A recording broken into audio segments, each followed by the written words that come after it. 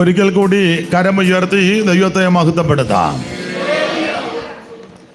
ഉൽപ്പത്തി പുസ്തകം 15-ാം അധ്യായത്തിൻ്റെ പ്രാരംഭവാക്യമാണ് ഇന്ന് രാത്രിയിലെ ദൈവവചന ചിന്തയ്ക്ക് അടിസ്ഥാനമായിട്ട് നമ്മൾ വായിച്ചത്. ഒരിക്കൽ കൂടി ആ വാക്യം വായിച്ച് സഹായിക്കണമെന്ന് ഓർപ്പിക്കുന്നു. അതിന്റെ ശേഷം അബ്രാമിന് ദർശനത്തിൽ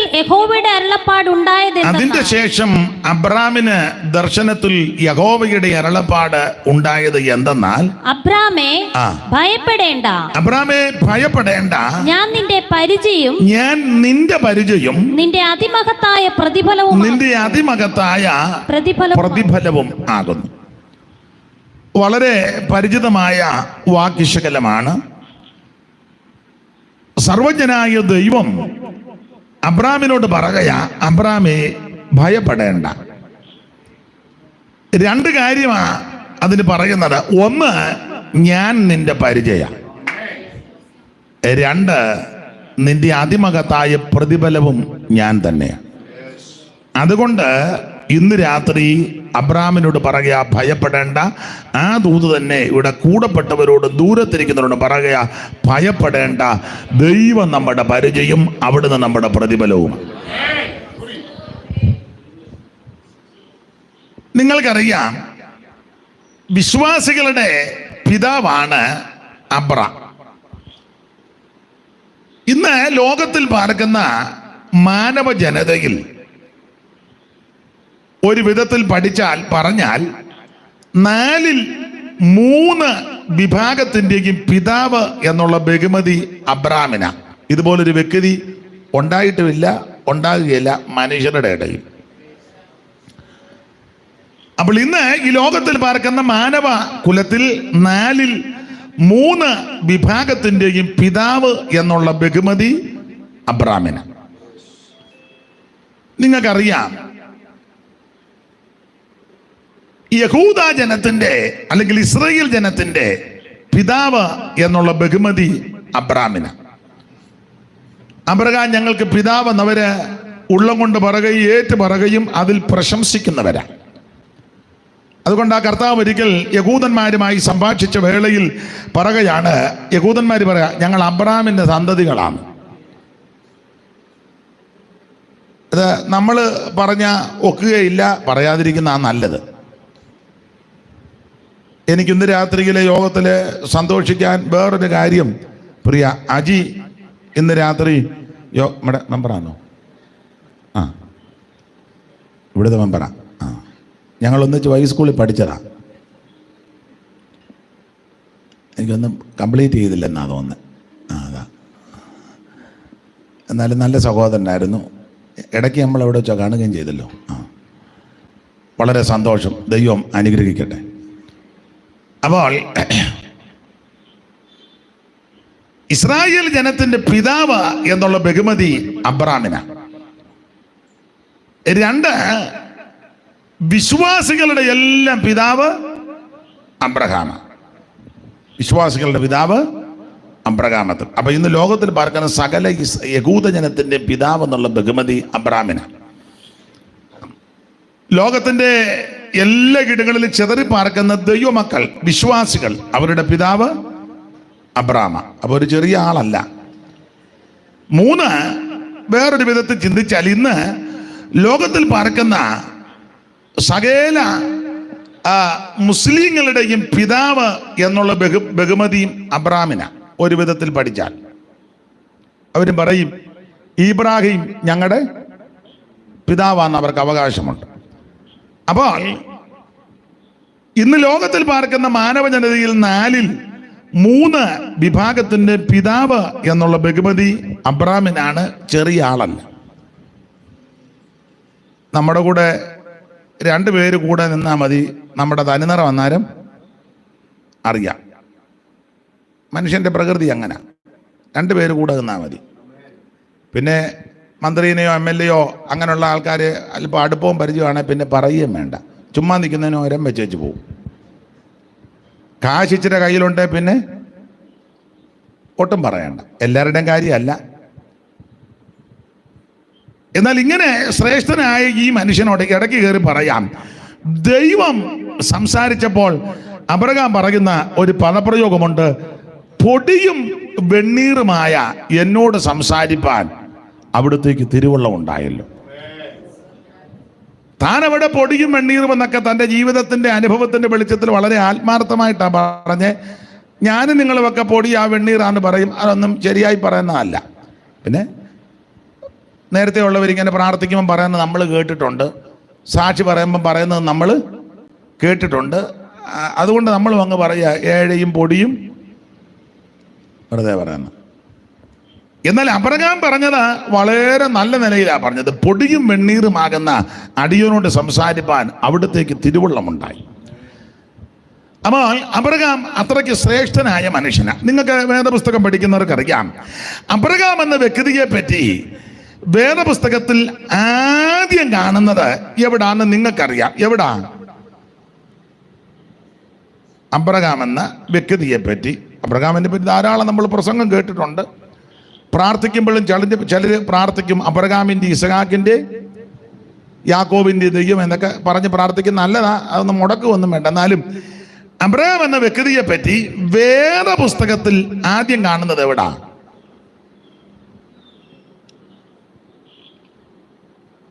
ആരെങ്കിലും പറയുകയാണെങ്കിൽ നമുക്ക് വേഗത്തിൽ മുന്നോട്ട് പോകാം. അവനോട് ചോദിച്ചാൽ അവൻ അറിയത്തൊന്നുമില്ല. വാക്യം പറഞ്ഞ് റെഫറൻസ് പറഞ്ഞു തന്നോ? പിന്നെ രണ്ടുപേരും ഇടാണ്ട് പറഞ്ഞല്ലോ.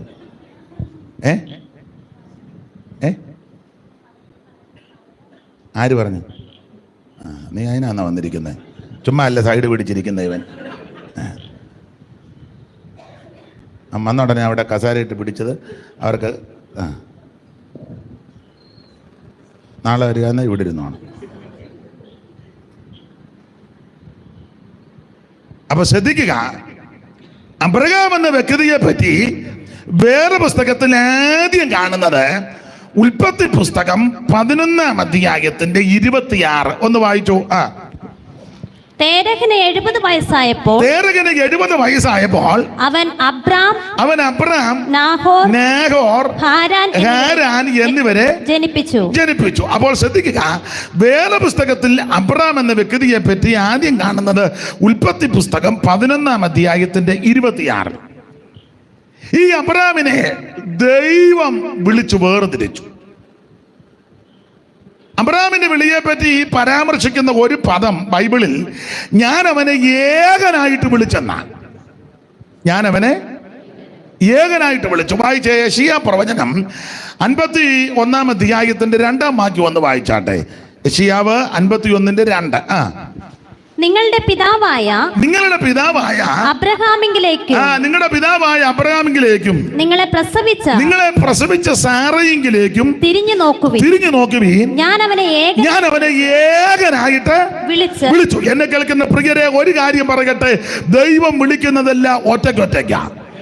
ഒരു കുടുംബത്തിൽ നിന്നാന്നേലും, ദേശത്തിൽ നിന്നാന്നേലും, നാട്ടിൽ നിന്നാന്നേലും, ഒരു രാഷ്ട്രത്തിന്റെ ഇടയിൽ നിന്നാന്നേലും ദൈവം വിളിക്കുന്നത് ഒറ്റയ്ക്കൊറ്റയ്ക്കാണ്. Praise the Lord. അപ്പോൾ അബ്രഹാമിനെ ഏകനായിട്ട് ദൈവം വിളിച്ചു. ഒന്നുകൂടെ വായിച്ചേ സിസ്റ്റർ ആ വാക്യം. നിങ്ങളുടെ പിതാവായ അബ്രഹാമിങ്കിലേക്കും നിങ്ങളെ പ്രസവിച്ച സാറായിങ്കിലേക്കും തിരിഞ്ഞു നോക്കുവീൻ. ഞാൻ അവനെ ഏകനായിട്ട് വിളിച്ചു. അപ്പോൾ അബ്രഹാമിനെ ദൈവം ഏകനായിട്ട് വിളിച്ചെന്ന സ്തോത്രം. അങ്ങനെ പറയാൻ കാര്യം, നിങ്ങൾ ആ ഭാഗമെല്ലാം കൂടെ ചേർത്ത് പഠിച്ചാൽ അബ്രഹാമിന്റെ കുടുംബം ഒരു വലിയ മഹാകുടുംബമാണ്. നമ്മളും ഇപ്പോഴൊക്കെ അങ്ങനെ പുസ്തകത്തിലും ചില ഇതിലൊക്കെ വായിക്കുന്നുണ്ട്, ഞങ്ങളുടെ കുടുംബം മഹാകുടുംബമാണ്. പേരുമൊന്നും ഞാനിപ്പോൾ പറയുന്നില്ല. ഒരു പുസ്തകം ഒരിക്കൽ പ്രകാശനം ചെയ്തു. ആ പുസ്തകം ഞാൻ വായിച്ചു. അപ്പം പുസ്തകത്തിൽ ഇങ്ങനെയുള്ള പ്രയോഗങ്ങളാണ് കൊടുത്തിരിക്കുന്നത്. ഞാൻ ലൈവ് ഉള്ളതുകൊണ്ട് പറയുന്നില്ല, വെറുതെ അലോഗ്യം ഉണ്ടാക്കുന്നില്ല. അപ്പോൾ അബ്രഹാമിന്റെ കുടുംബം ഒരു വലിയ മഹാകുടുംബമാണ്. ഏതാണ്ട് 1800 ശിഷ്ടം അംഗങ്ങളുള്ള അയ്യോ സോറി മോനെ കണ്ടില്ല, അവിടോട്ട് വെക്കുകയാണെങ്കിലേ അവിടെ വെച്ചോ.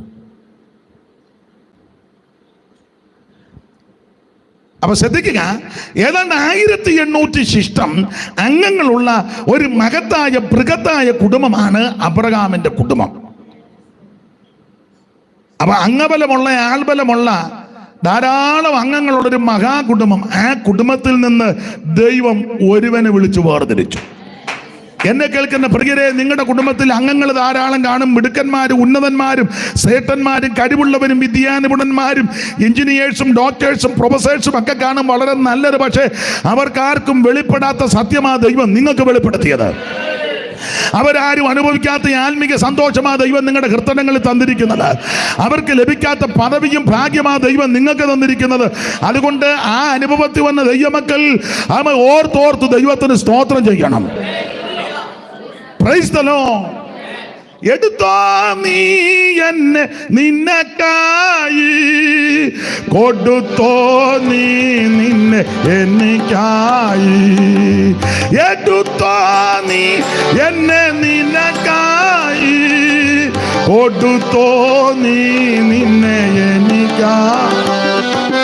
വാഴ്ത്തിടും സദനം പ്രിയാതവ നിത്യം പാടും കീർത്തനം ഞാൻ.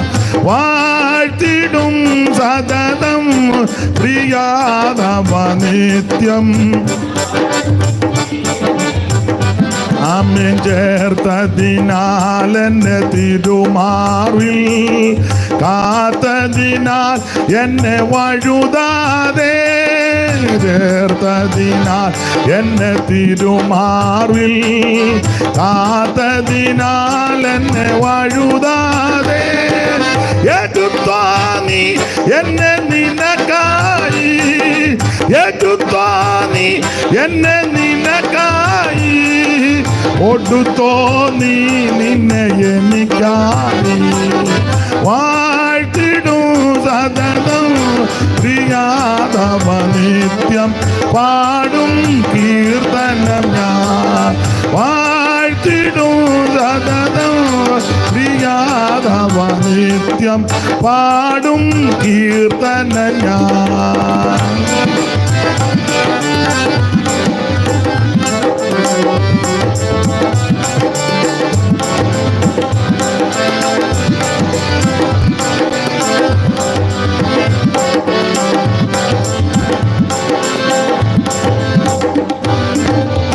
ശ്രദ്ധിക്കുക, അംഗബലമുള്ള ആൾബലമുള്ള മകത്തായ ബൃഹത്തായ കുടുംബത്തിൽ നിന്ന് ദൈവം അബ്രഹാമിനെ വിളിച്ചു വേർതിരിച്ചു.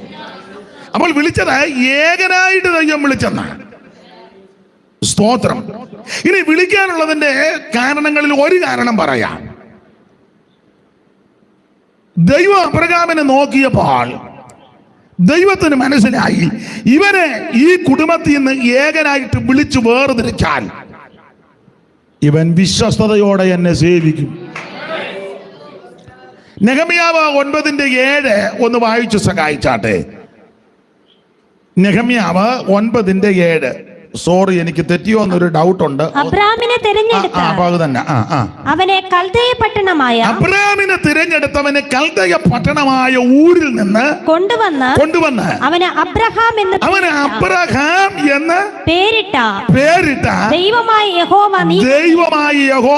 നീ തന്നെ. അപ്പൊ അബ്രഹാമിനെ തിരഞ്ഞെടുത്ത് അവന് കൽദയ പട്ടണമായ ഊരിൽ നിന്ന് കൊണ്ടുവന്ന് അവൻ അബ്രഹാം എന്ന് പേരിട്ട ദൈവമായ യഹോവ നീ തന്നെ. അടുത്തത്, നീ അവന്റെ ഹൃദയം. ശ്രദ്ധിച്ചേ, നീ അവന്റെ ഹൃദയം. ആരുടെ ഹൃദയം? അബ്രഹാമിന്റെ ഹൃദയം. അതാ വായിക്കുന്നത്, നീ അവന്റെ ഹൃദയം നിന്റെ മുമ്പാകെ വിശ്വസ്തമായി കണ്ടു എന്ന് പറഞ്ഞാൽ സർവജ്ഞനായ ദൈവം അബ്രഹാമിനെ ഈ കുടുംബത്തിൽ നിന്ന് ഏകനായിട്ട് വിളിച്ചു വേർതിരിക്കാൻ കാര്യം, ദൈവം തമ്പുരാൻ അബ്രഹാമിനെ നോക്കിയപ്പോൾ അവന്റെ ഹൃദയം, അവൻ സ്തോത്രം നോക്കിയപ്പോൾ അവൻ വിശ്വസ്തനാണെന്ന് കണ്ടു. നീ അവന്റെ ഹൃദയം നിന്റെ മുമ്പാകെ വിശ്വസ്തമായി കണ്ടു. എൻ്റെ ഭാഷയെ പറഞ്ഞാൽ അബ്രഹാമിനെ ദൈവം വിളിക്കാൻ നേരത്ത്, അവനെ തെരഞ്ഞെടുക്കാൻ നേരത്ത് ദൈവത്തിന് മനസ്സിലായി, ഈ കുടുംബത്തിൽ നിന്ന് ഇവനെ വിളിച്ചു വേർതിരിച്ചാൽ എന്ത് പ്രയാസങ്ങളും പ്രതിസന്ധികളും പ്രതികൂലങ്ങളും വന്നാൽ ഇവൻ ഇട്ടേച്ച് പോകത്തില്ല, വിശ്വസ്തയോടെ എന്നെ സേവിക്കും. എന്നെ കേൾക്കുന്ന ബഹുമാന്യരായ പ്രിയപ്പെട്ടവരോട് ഒരു കാര്യം ഓർപ്പിക്കട്ടെ. ജീവിതത്തിൽ പ്രശ്നങ്ങൾ വരാം, ബുദ്ധിമുട്ടുകൾ വരാം, ഞെരുക്കങ്ങൾ വരാം, കടഭാരങ്ങൾ വരാം, നിന്ദകളും ആക്ഷേപങ്ങളും അപമാനങ്ങളും പ്രതികൂലങ്ങളും പ്രതിസന്ധികളും പലവിധമാകുന്ന വിഷയങ്ങൾ വരാം. പൗലോസിന്റെ ഭാഷയിൽ പറഞ്ഞ മാനാപമാനങ്ങൾ വരാം, ദുഷ്കീർത്തി സൽകീർത്തി വരാം, ഞെരുക്കങ്ങൾ വരാം, ആരോടും പറയാത്ത തിങ്ങി വിങ്ങുന്ന വിഷയങ്ങൾ ജീവിതത്തെ പിടിച്ച് കുലുക്കിയെന്ന് വരാം. പക്ഷേ ഇട്ടേച്ച് പുറകോട്ട് പോകരുത്, പിന്മാറരുത്, തളർന്നു പോകരുത്, ക്ഷീണിക്കരുത്, അവൻ നിരാശപ്പെട്ടു പോകരുത്. വിശ്വസ്തയോടെ ദൈവത്തെ സേവിക്കണം. Praise the Lord. വേദപുസ്തകത്തിന്റെ ഭാഷയെ പറയുമ്പോൾ ഒരു ഊണിന് ജ്യേഷ്ഠാവകാശം വിറ്റ അങ്ങനൊന്നും ആകരുത്. പട്ടിണി കിടന്നാലും പ്രമാണത്തിന് വേണ്ടി നിന്നോണം. പ്രതികൂലങ്ങൾ വന്നാലും ആമേൻ സ്തോത്രം, ഉപദേശത്ത് മാറ്റമൊന്നും വരുത്തരുത്. Praise the Lord. ആരെഴുതിയ പാട്ടാന്നൊക്കെ തർക്കം ഉള്ളത് കൊണ്ട് ഇന്ന ആടെ പാട്ടാന്ന് ഇപ്പം ഞാൻ പറയുന്നില്ല. കാരണം മൊത്തം തർക്കത്തിൽ ഇത് ഇപ്പം ഓരോരുത്തരെ ചത്ത് കഴിയുമ്പോൾ എൻ്റെ പാട്ടാന്നും പറഞ്ഞാൽ വരുന്നത്. എന്നാൽ ജീവിച്ചിരിക്കുമ്പം എൻ്റെ പാട്ടാന്ന് പറഞ്ഞാൽ ജീവിച്ചിരിക്കുന്നവരുടനെ തെളിവ് തരും. ഞാൻ എഴുതിയത് സന്ദർഭം ഇതിനാണ്. മരിച്ചു കഴിഞ്ഞാൽ ഇപ്പം മിക്കവരും പാട്ടുമായിട്ട്. അതുകൊണ്ടിപ്പം തർക്കത്തിന് ഞാൻ മുതിരുന്നില്ല. അതുകൊണ്ട് ആരെഴുതിയാണെന്നൊന്നും ഇപ്പം പാടുന്നില്ല, പറയുന്നില്ല. പക്ഷെ പാട്ടിൻ്റെ വരി നല്ലതാ. കൈപ്പുള്ള വെള്ളം കുടിച്ചിടിലും കൽപ്പന പോലെ നാടം. ഓ കൈപ്പുള്ള വെള്ളം കുടിച്ചിടിലും നാടം നീടണം. ഏൽപ്പിക്കയിൽ അവൻ ശത്രു കയ്യിൽ തോർപ്പു. ഓ ഏൽപ്പിക്കയിൽ അവൻ ശത്രു കയ്യിൽ തോർപ്പു.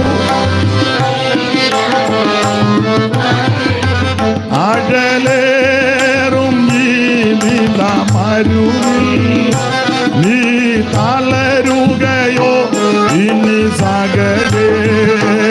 അഴലേറും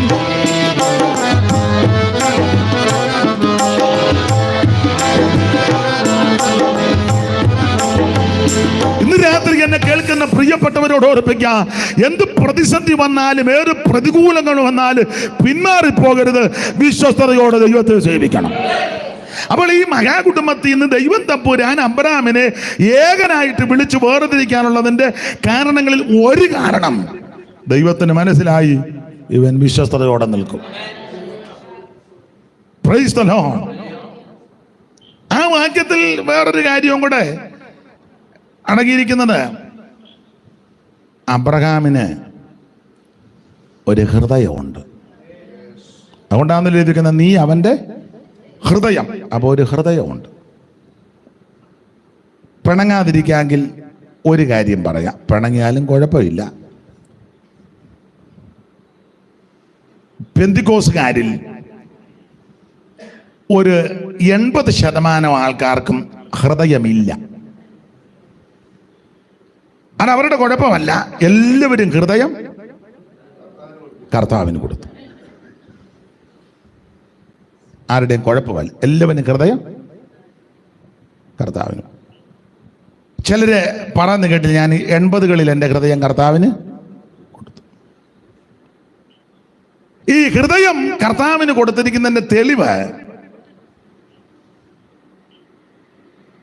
കാര്യങ്ങള് ചെയ്യുമ്പോൾ മനസാക്ഷിയില്ലല്ലോ, ഹൃദയത്തിന് കുത്തല് വരുന്നില്ല. സ്വന്തം ചേട്ടനും അനിയനും അതിന് തർക്കം ഉണ്ടാക്കുക, രണ്ടുപേരും പെന്തിക്കോസില. കാരണം അവരുടെ കുഴപ്പമില്ല, രണ്ടുപേരും ഹൃദയം കർത്താവിന് കൊടുത്തു. മാതാപിതാക്കൾക്ക് വെള്ളം കൊടുക്കാതെ അവരെ അന്വേഷിക്കാത്ത ധാരാളം പെന്തിക്കോസുകാരുണ്ട്. നമ്മുടെ അവിടുത്തെ സ്ഥലത്തിൻ്റെ പേരെന്നാ, കുമ്പനാട്ട്, ഓ ഇല്ലെന്ന് ആൾക്കാരെ കൊണ്ടിടുന്ന ആശ്വാസഭവൻ, ഗിൽഗാല്. ഗിൽഗാല് സ്വന്തം സഹോദരങ്ങളെ, മാതാപിതാക്കളെ അവിടെ കൊണ്ടിട്ടിരിക്കുക. അവര് ശുശ്രൂഷകൾ ചെയ്യുന്നുണ്ട്, നല്ലത്. കാരണം മറ്റു കാര്യമില്ല, കുഴപ്പമൊന്നുമില്ല, ഹൃദയം ഇല്ല. ഹൃദയം കർത്താവിന് കൊടുത്തു. കൂട്ടുവിശ്വാസിയെ ചതിക്കുകയും വാഞ്ചിക്കുകയും ഒക്കെ ചെയ്യുന്ന ധാരാളം ആൾക്കാരുണ്ട്.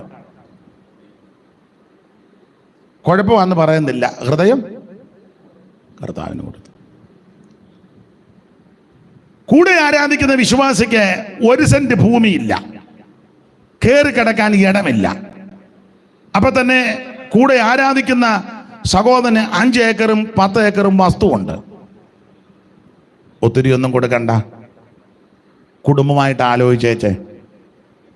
നമ്മുടെ സഭയിൽ വരുന്ന ആ സഹോദരന് ആ സഹോദരി അവർക്ക് കയറി കിടക്കാൻ ഇടമില്ല. നമുക്ക് 3-4 ഏക്കർ വസ്തുവുണ്ട്. ഒരു കാര്യം ചെയ്യാം, ഒത്തിരി കൊടുക്കണ്ട, 5 സെന്റ് സ്ഥലം.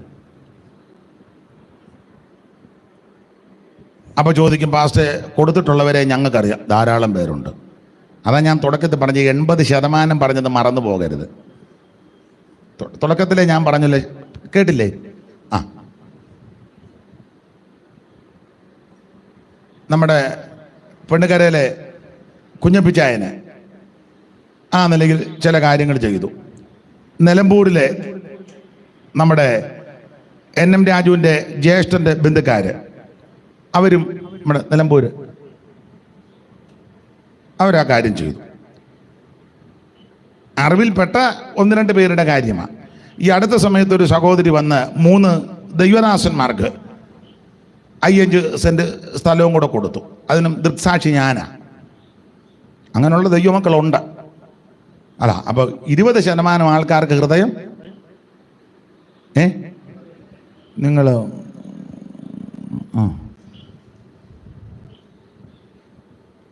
80% ഹൃദയം ഇല്ല.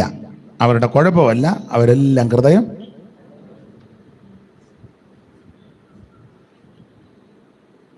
കൊരങ്ങൻ പണ്ട് മുതലയോട്ട് പറഞ്ഞതുപോലെ, അറിയാമല്ലോ, സ്കൂളിൽ പഠിച്ചാന്നല്ലോ.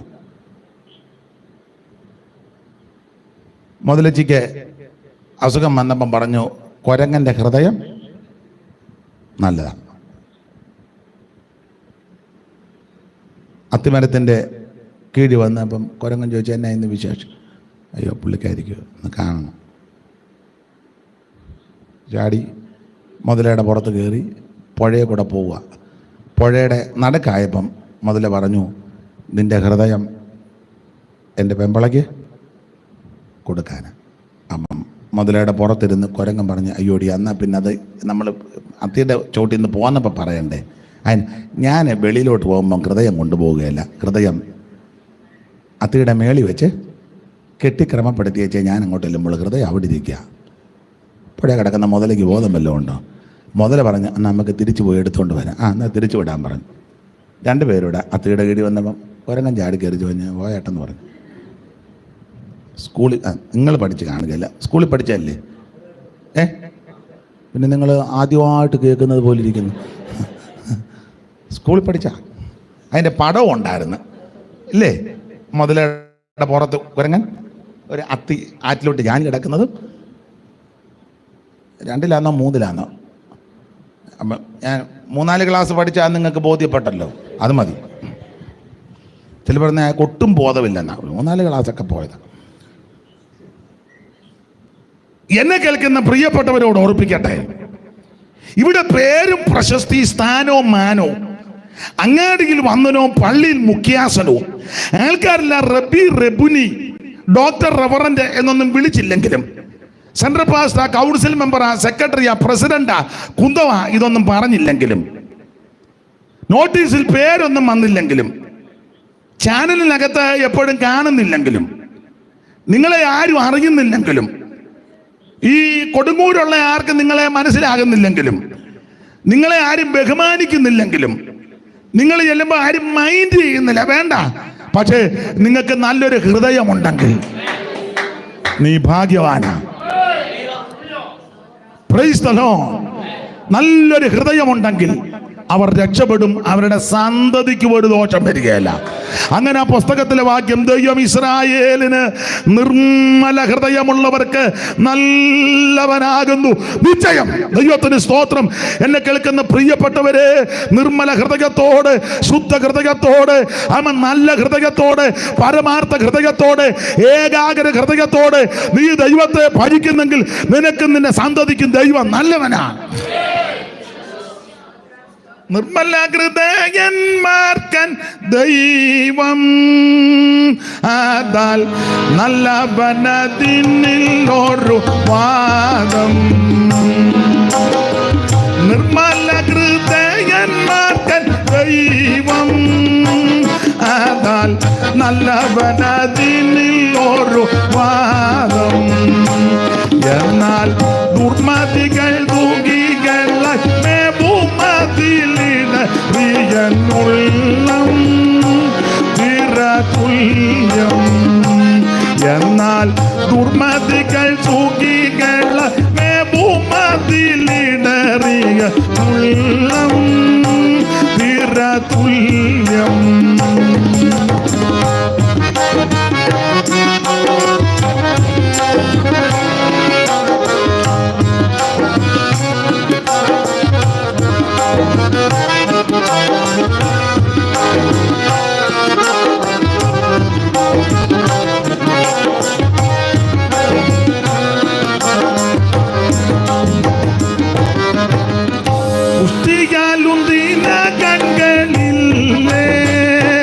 അവർ ഇഷ്ടമെല്ലാം സാധിച്ചിടുന്നില്ലേ? ഞാനോ കുറ്റമില്ലായ്മയിൽ എൻ്റെ കൈകളെ കഴുകിയത് വ്യർത്ഥം, തീരവ്യർത്ഥം. ഞാനോ കുറ്റമില്ലായ്മയിൽ എൻ്റെ കൈകളെ കഴുകിയത് വ്യർത്ഥം, തീരവ്യർത്ഥം.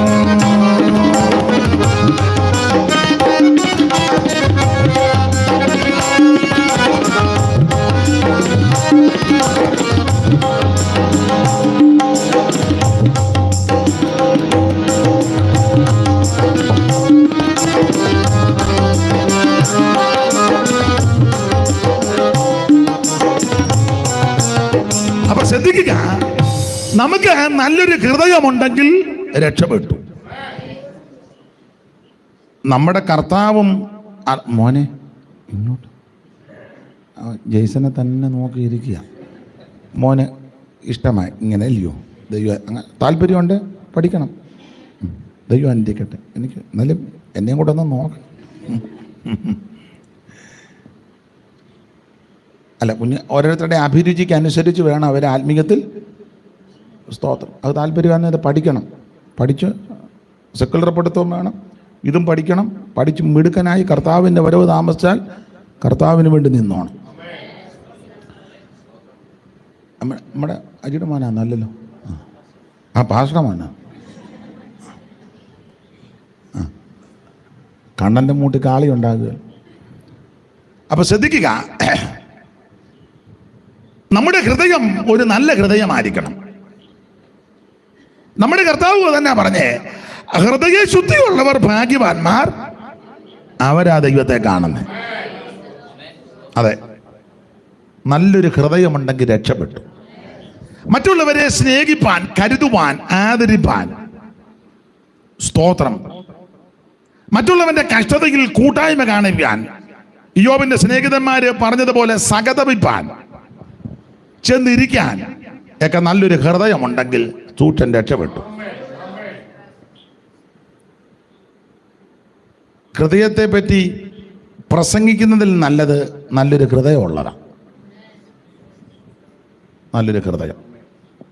ഈ ഉപവാസ പ്രാർത്ഥനയിൽ പ്രസംഗിക്കാൻ വരുന്ന ദൈവദാസന്മാർക്ക് ഞാൻ ഉൾപ്പെടെ, അല്ലെ ഈ യോഗങ്ങളിൽ സംസാരിക്കുന്നവർക്കും കേൾക്കുന്നവർക്കും ഒരു നല്ല ഹൃദയം ഉണ്ടാകട്ടെ. ദൈവം അതിനെ കൃപ ചെയ്യട്ടെ. അപ്പൊ ശ്രദ്ധിക്കുക, അബ്രഹാമിനെ ദൈവം വിളിക്കാനുള്ളതിൻ്റെ പ്രധാനപ്പെട്ട കാരണങ്ങളിൽ ഒന്ന്, ദൈവത്തിന് മനസ്സിലായി ഈ കുടുംബത്തിൽ നിന്ന് ഇവനെ ഏകനായിട്ട് വിളിച്ചു വേർതിരിച്ചാൽ, ഒന്ന്, ഇവൻ വിശ്വസ്തയോടെ നിൽക്കും. രണ്ട്, നല്ല ഹൃദയമുണ്ട്. ധാരാളം കാര്യമുണ്ട്. ഒരു കാര്യം കൂടെ പറഞ്ഞാൽ ആ ഭാഗം വിടാം. 3, അബ്രഹാമിനെ വിളിക്കാനുള്ളതിൻ്റെ മൂന്നാമത്തെ ഒരു കാരണം, ആ പശ്ചാത്തല ഭാഗം പഠിച്ചാൽ അബ്രഹാം കൽദായ ജാതിയ. നിങ്ങൾ വേദപുസ്തകം പഠിക്കുമ്പോൾ കൽദായ ജാതിയുടെ വിശേഷതകൾ പലതുണ്ട്. അതെല്ലാം ഇപ്പോൾ എടുക്കുന്നില്ല. ഒരു പ്രയോഗം മാത്രം പറയാം. ഞാൻ ഉഗ്രതയും വേഗതയുമുള്ള ജാതിയായ കൽദായരെ വരുത്തുവന്ന. അപ്പൊ കൽദായ ജാതിയുടെ ഒരു വിശേഷത ഉഗ്രതയും വേഗതയും, നല്ല സ്പീഡപ്പാ. അപ്പം ദൈവത്തിന് മനസ്സിലായി, ഈ ചതഞ്ഞേന്ന് കിടക്കുന്നവന്റെ കുടുംബത്തിൽ നിന്ന് ഒരുത്തനെ വിളിക്കുന്നതിലും നല്ലത്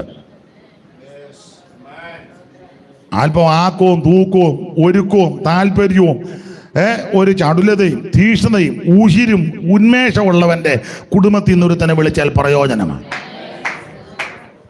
പ്രൈസ് ദി ലോർഡ്. ഈ ആത്മീക വിഷയത്തിൽ ഒരു തീക്ഷ്ണത ഉണ്ടായിരിക്കണം. സാധാരണ ദൈവദാസന്മാരൊക്കെ ഇപ്പൊ പിന്നെ പാട്ടുകാരുള്ളത് കൊണ്ട് കുഴപ്പമില്ല, അവർ അത് കോൺട്രാക്ട് ബേസിൽ അവർ പാടുന്നതുകൊണ്ട് കുഴപ്പമില്ല. പണ്ടൊക്കെ സഭായത്തിന് അങ്ങനെ പാസ്റ്റർമാർ പ്രാർത്ഥിക്കുന്നത് പറയും, നമുക്ക് പാട്ടുകൾ പാടി ദൈവത്തെ അന്നേരം പാടുന്ന ആൾക്കാരുണ്ട്. എന്നാൽ ചില ഇടങ്ങളിൽ ചെന്ന പാസ്റ്റർമാർ പറയും ഒരു പാട്ട് പാടിയാട്ട്, ആരും വേണ്ടത്. പിന്നെ പാസ്റ്ററും നോക്കി വെച്ചു ഒരു പാട്ട് പാട്, എന്നാലും പാടുക. പിന്നെ ഏതെങ്കിലും ഒരു പാട്ട് ആരെങ്കിലും പാടും, അത് എല്ലാം പരുവക്കേടുമായിരിക്കും. ഈ ചിലർക്ക് ആ വിഷയം ഞാൻ പറയത്തില്ല. അവന് അവിടെ നിന്ന് ചിരിക്കുന്നത് വേറൊരു വിഷയം ഉണ്ടതാ, അത് ഇന്ന് ഞാൻ പറയത്തില്ല. നീ ഓർത്ത് ഞാനിപ്പോൾ അത് പറയുമെന്നാണ്.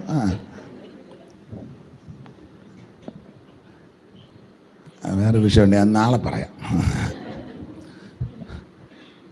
ഈ ചിലർക്ക് ഇതിനെപ്പറ്റി വലിയ വെളിവൊന്നുമില്ല.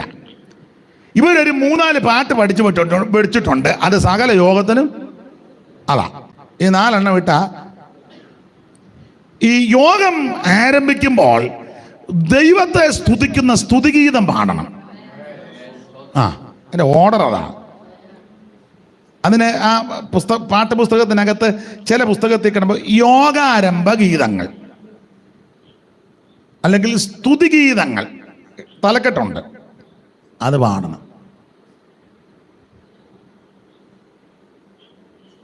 ഇന്നാളൊരു യോഗത്തിന് ചെന്നപ്പോൾ, ഇന്നാളല്ല കുറച്ചേറെ നാളായി ചെന്നപ്പോൾ യോഗം അങ്ങോട്ട് തുടങ്ങിയപ്പോൾ പാട്ടുകാരിൽ ഒരാൾ പാടുക, എൻ്റെ യോഗം തുടങ്ങുക. തീരുന്ന സമയത്താന്നെ പിന്നെ അവർക്ക് യോഗം കഴിയുമ്പോൾ എന്തെങ്കിലും കാണുമെന്നാൽ പിന്നെ അത് വെച്ചങ്ങ് അറിയത്തില്ല, എല്ലാം കൊയറാണ്. ഒരു യോഗം ആരംഭിക്കുമ്പോൾ ദൈവത്തെ സ്തുതിക്കുന്ന സ്തുതിഗീതം പാടണം. സഭായോഗത്തിനും അങ്ങനെ തന്നെ. സഭായോഗം പ്രാർത്ഥിച്ച് ആരംഭിക്കുമ്പോൾ ദൈവത്തെ സ്തുതിക്കുന്ന സ്തുതിഗീതം പാടണം. ദൈവത്തിന് മഹത്വം കരയേറ്റുന്ന എത്ര നല്ല പാട്ടുകളുണ്ട്. എല്ലാവർക്കും കൂടെ ചേർന്ന് പാടാൻ പറ്റുന്ന, നീ കുത്തിയിരുന്ന് ഇപ്പം ഞങ്ങൾക്ക് ഞെരടി എഴുതുകയൊന്നും വേണ്ട, നല്ല ഭക്തന്മാരെഴുതിയ നല്ല പാട്ടുകൾ. സാധാരണ നമ്മൾ പഴയ പെന്തിക്കോസിലൊക്കെ അങ്ങനെ, പെന്തിക്കോസുകാർ ഇപ്പോഴും ഉണ്ട് ചിലർ. യോഗാരംഭ ഗീതങ്ങൾ നിങ്ങൾക്കറിയാവുന്ന 2 എണ്ണം പറ.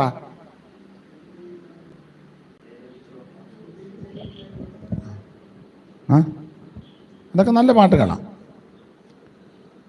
അത് ദയ ലഭിച്ചോരെന്ന് പിന്നെ തിരുത്തിയതാ, ജയമെടുത്തോരെന്ന എഴുതിയ പുള്ളി എഴുതിയത്. പിന്നെ നമ്മുടെ ഇടയിലും ചില എല്ലാം പണ്ഡിത ശിരോമണികളുണ്ടല്ലോ, പോട്ടെ, എന്നാലും നല്ല പാട്ടാണ് അത്. സ്തുതി ചെയ്യുമനമേ, സ്തുതിഗീതം പാടി പുകഴ്ത്തിടുന്നേൻ മനുവേലനെ, പിന്നെ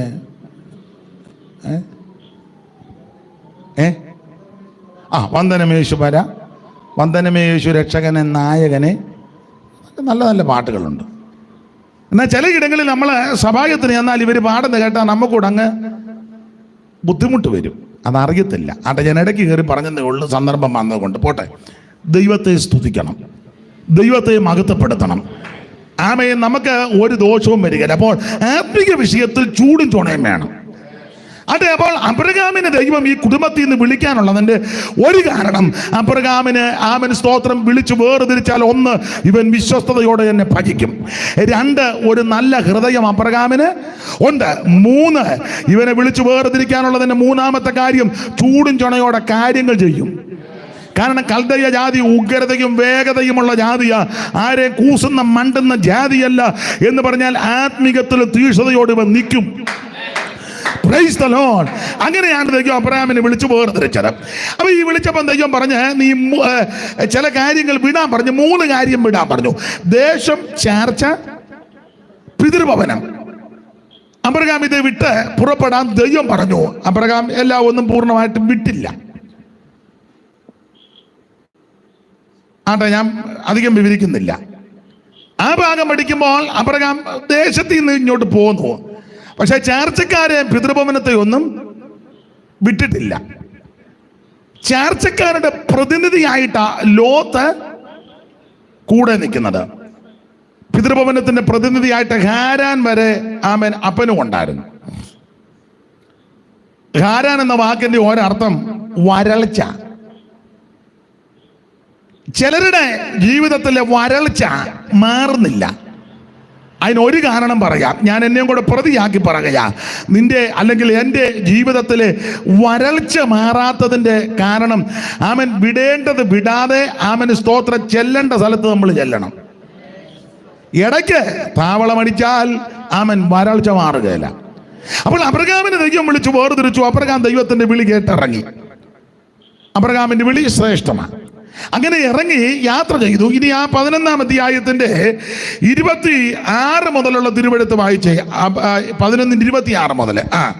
തേരഹിന് 70 വയസ്സായപ്പോൾ അവൻ തേരഹിന് 70 വയസ്സായപ്പോൾ അബ്രാം, നാഗോർ, ഹാരാൻ എന്നിവരെ ജനിപ്പിച്ചു. അടുത്തത് തേരഹിന്റെ വംശപാരമ്പര്യം ആവിത് തേരഹ് അബ്രാമിനെയും നാഗോറിനെയും ഹാരാനും ജനിപ്പിച്ചു. എന്നാൽ ഹാരാൻ ലോത്തിനെ ജനിപ്പിച്ചു. അടുത്തത് എന്നാൽ ഹാരാൻ തന്റെ ജന്മദേശത്ത് വെച്ച് കൽദയരുടെ ഒരു പട്ടണമായ ഊര് വെച്ച് തന്റെ അപ്പനാകുന്ന തേരഹിന് മുന്നേ മരിച്ചുപോയി. അടുത്തത് അബ്രാമും നാഹോറും ഭാര്യമാരെ എടുത്തു. അബ്രാമിന്റെ ഭാര്യയ്ക്ക് സാറായി എന്നും നാഹോറിന്റെ ഭാര്യയ്ക്ക് മിൽക്ക എന്നും പേര്. അടുത്തത് ഇവൾ മിൽക്കായുടെയും ഇസ്കയുടെയും അപ്പനായ ഹാരാന്റെ മകൾ തന്നെ. അടുത്തത് സാറായി മച്ചിയായിരുന്നു, അവർക്ക് സന്തതി ഉണ്ടായിരുന്നില്ല. അടുത്തത് തേരഹ് തന്റെ മകനായ അബ്രാമിനെയും ഹാരാന്റെ മകനായ തന്റെ പൗത്രൻ ലോത്തിനെയും തന്റെ മകനായ അബ്രാമിന്റെ ഭാര്യയായി മരുമകളാകുന്ന സാറായെ കൂട്ടിക്കൊണ്ട് കൽദയരുടെ പട്ടണമായ ഊരിൽ നിന്ന് കനാൻ ദേശത്തേക്ക് പോകുവാൻ പുറപ്പെട്ടു. ഈ യാത്രയിൽ വരൾച്ച വരാൻ കാര്യം, യാത്ര പുറപ്പെട്ടു. അങ്ങനെ അവർ, അടുത്ത പദം കൊണ്ടൊന്ന് വായിച്ചു, അങ്ങനെ അവർ ഹാരാൻ വരെ വന്ന് അവിടെ പാർത്തു. അപ്പൊ ശ്രദ്ധിക്കുക, ഹാരാൻ എന്ന വാക്കിന് കൊടുത്തിരിക്കുന്ന ഒരർത്ഥം വരൾച്ച. വിളി കേട്ട് ഇറങ്ങിയ അബ്രഹാം ഇപ്പൊ എവിടാ വന്ന് പെട്ടിരിക്കുന്നേ? ഹാരാൻ. വാക്കിന്റെ അർത്ഥം വരൾച്ച. അപ്പൊ അങ്ങനെ മറുപടി പറയണം. എന്നോട് അർത്ഥം വെച്ച് മറുപടി പറയണം. ദൈവത്തിന്റെ വിളി കേട്ട് ഇറങ്ങി യാത്ര ചെയ്തവൻ ഇപ്പം വന്ന് പെട്ടിരിക്കുന്നത് വരൾച്ചയ്ക്കകത്താ. വരൾച്ച. അതിനാ കാരണം. ആരാ വിളിച്ചത്? ഏത് ദൈവം? ഏത് ദൈവം? ഉറക്കം പറ. നിങ്ങൾ ആലോചിക്കുക, ഇത് ആരുടെ പേരാ ഇപ്പൊ പറയേണ്ടെന്നായിരിക്കും. ഏകസത്യ ദൈവമേയുള്ളൂ ഭൂവാസികളെ, ഏകസത്യ ദൈവമേയുള്ളൂ ഭൂവാസികളെ, ഏകസത്യ ദൈവമേയുള്ളൂ.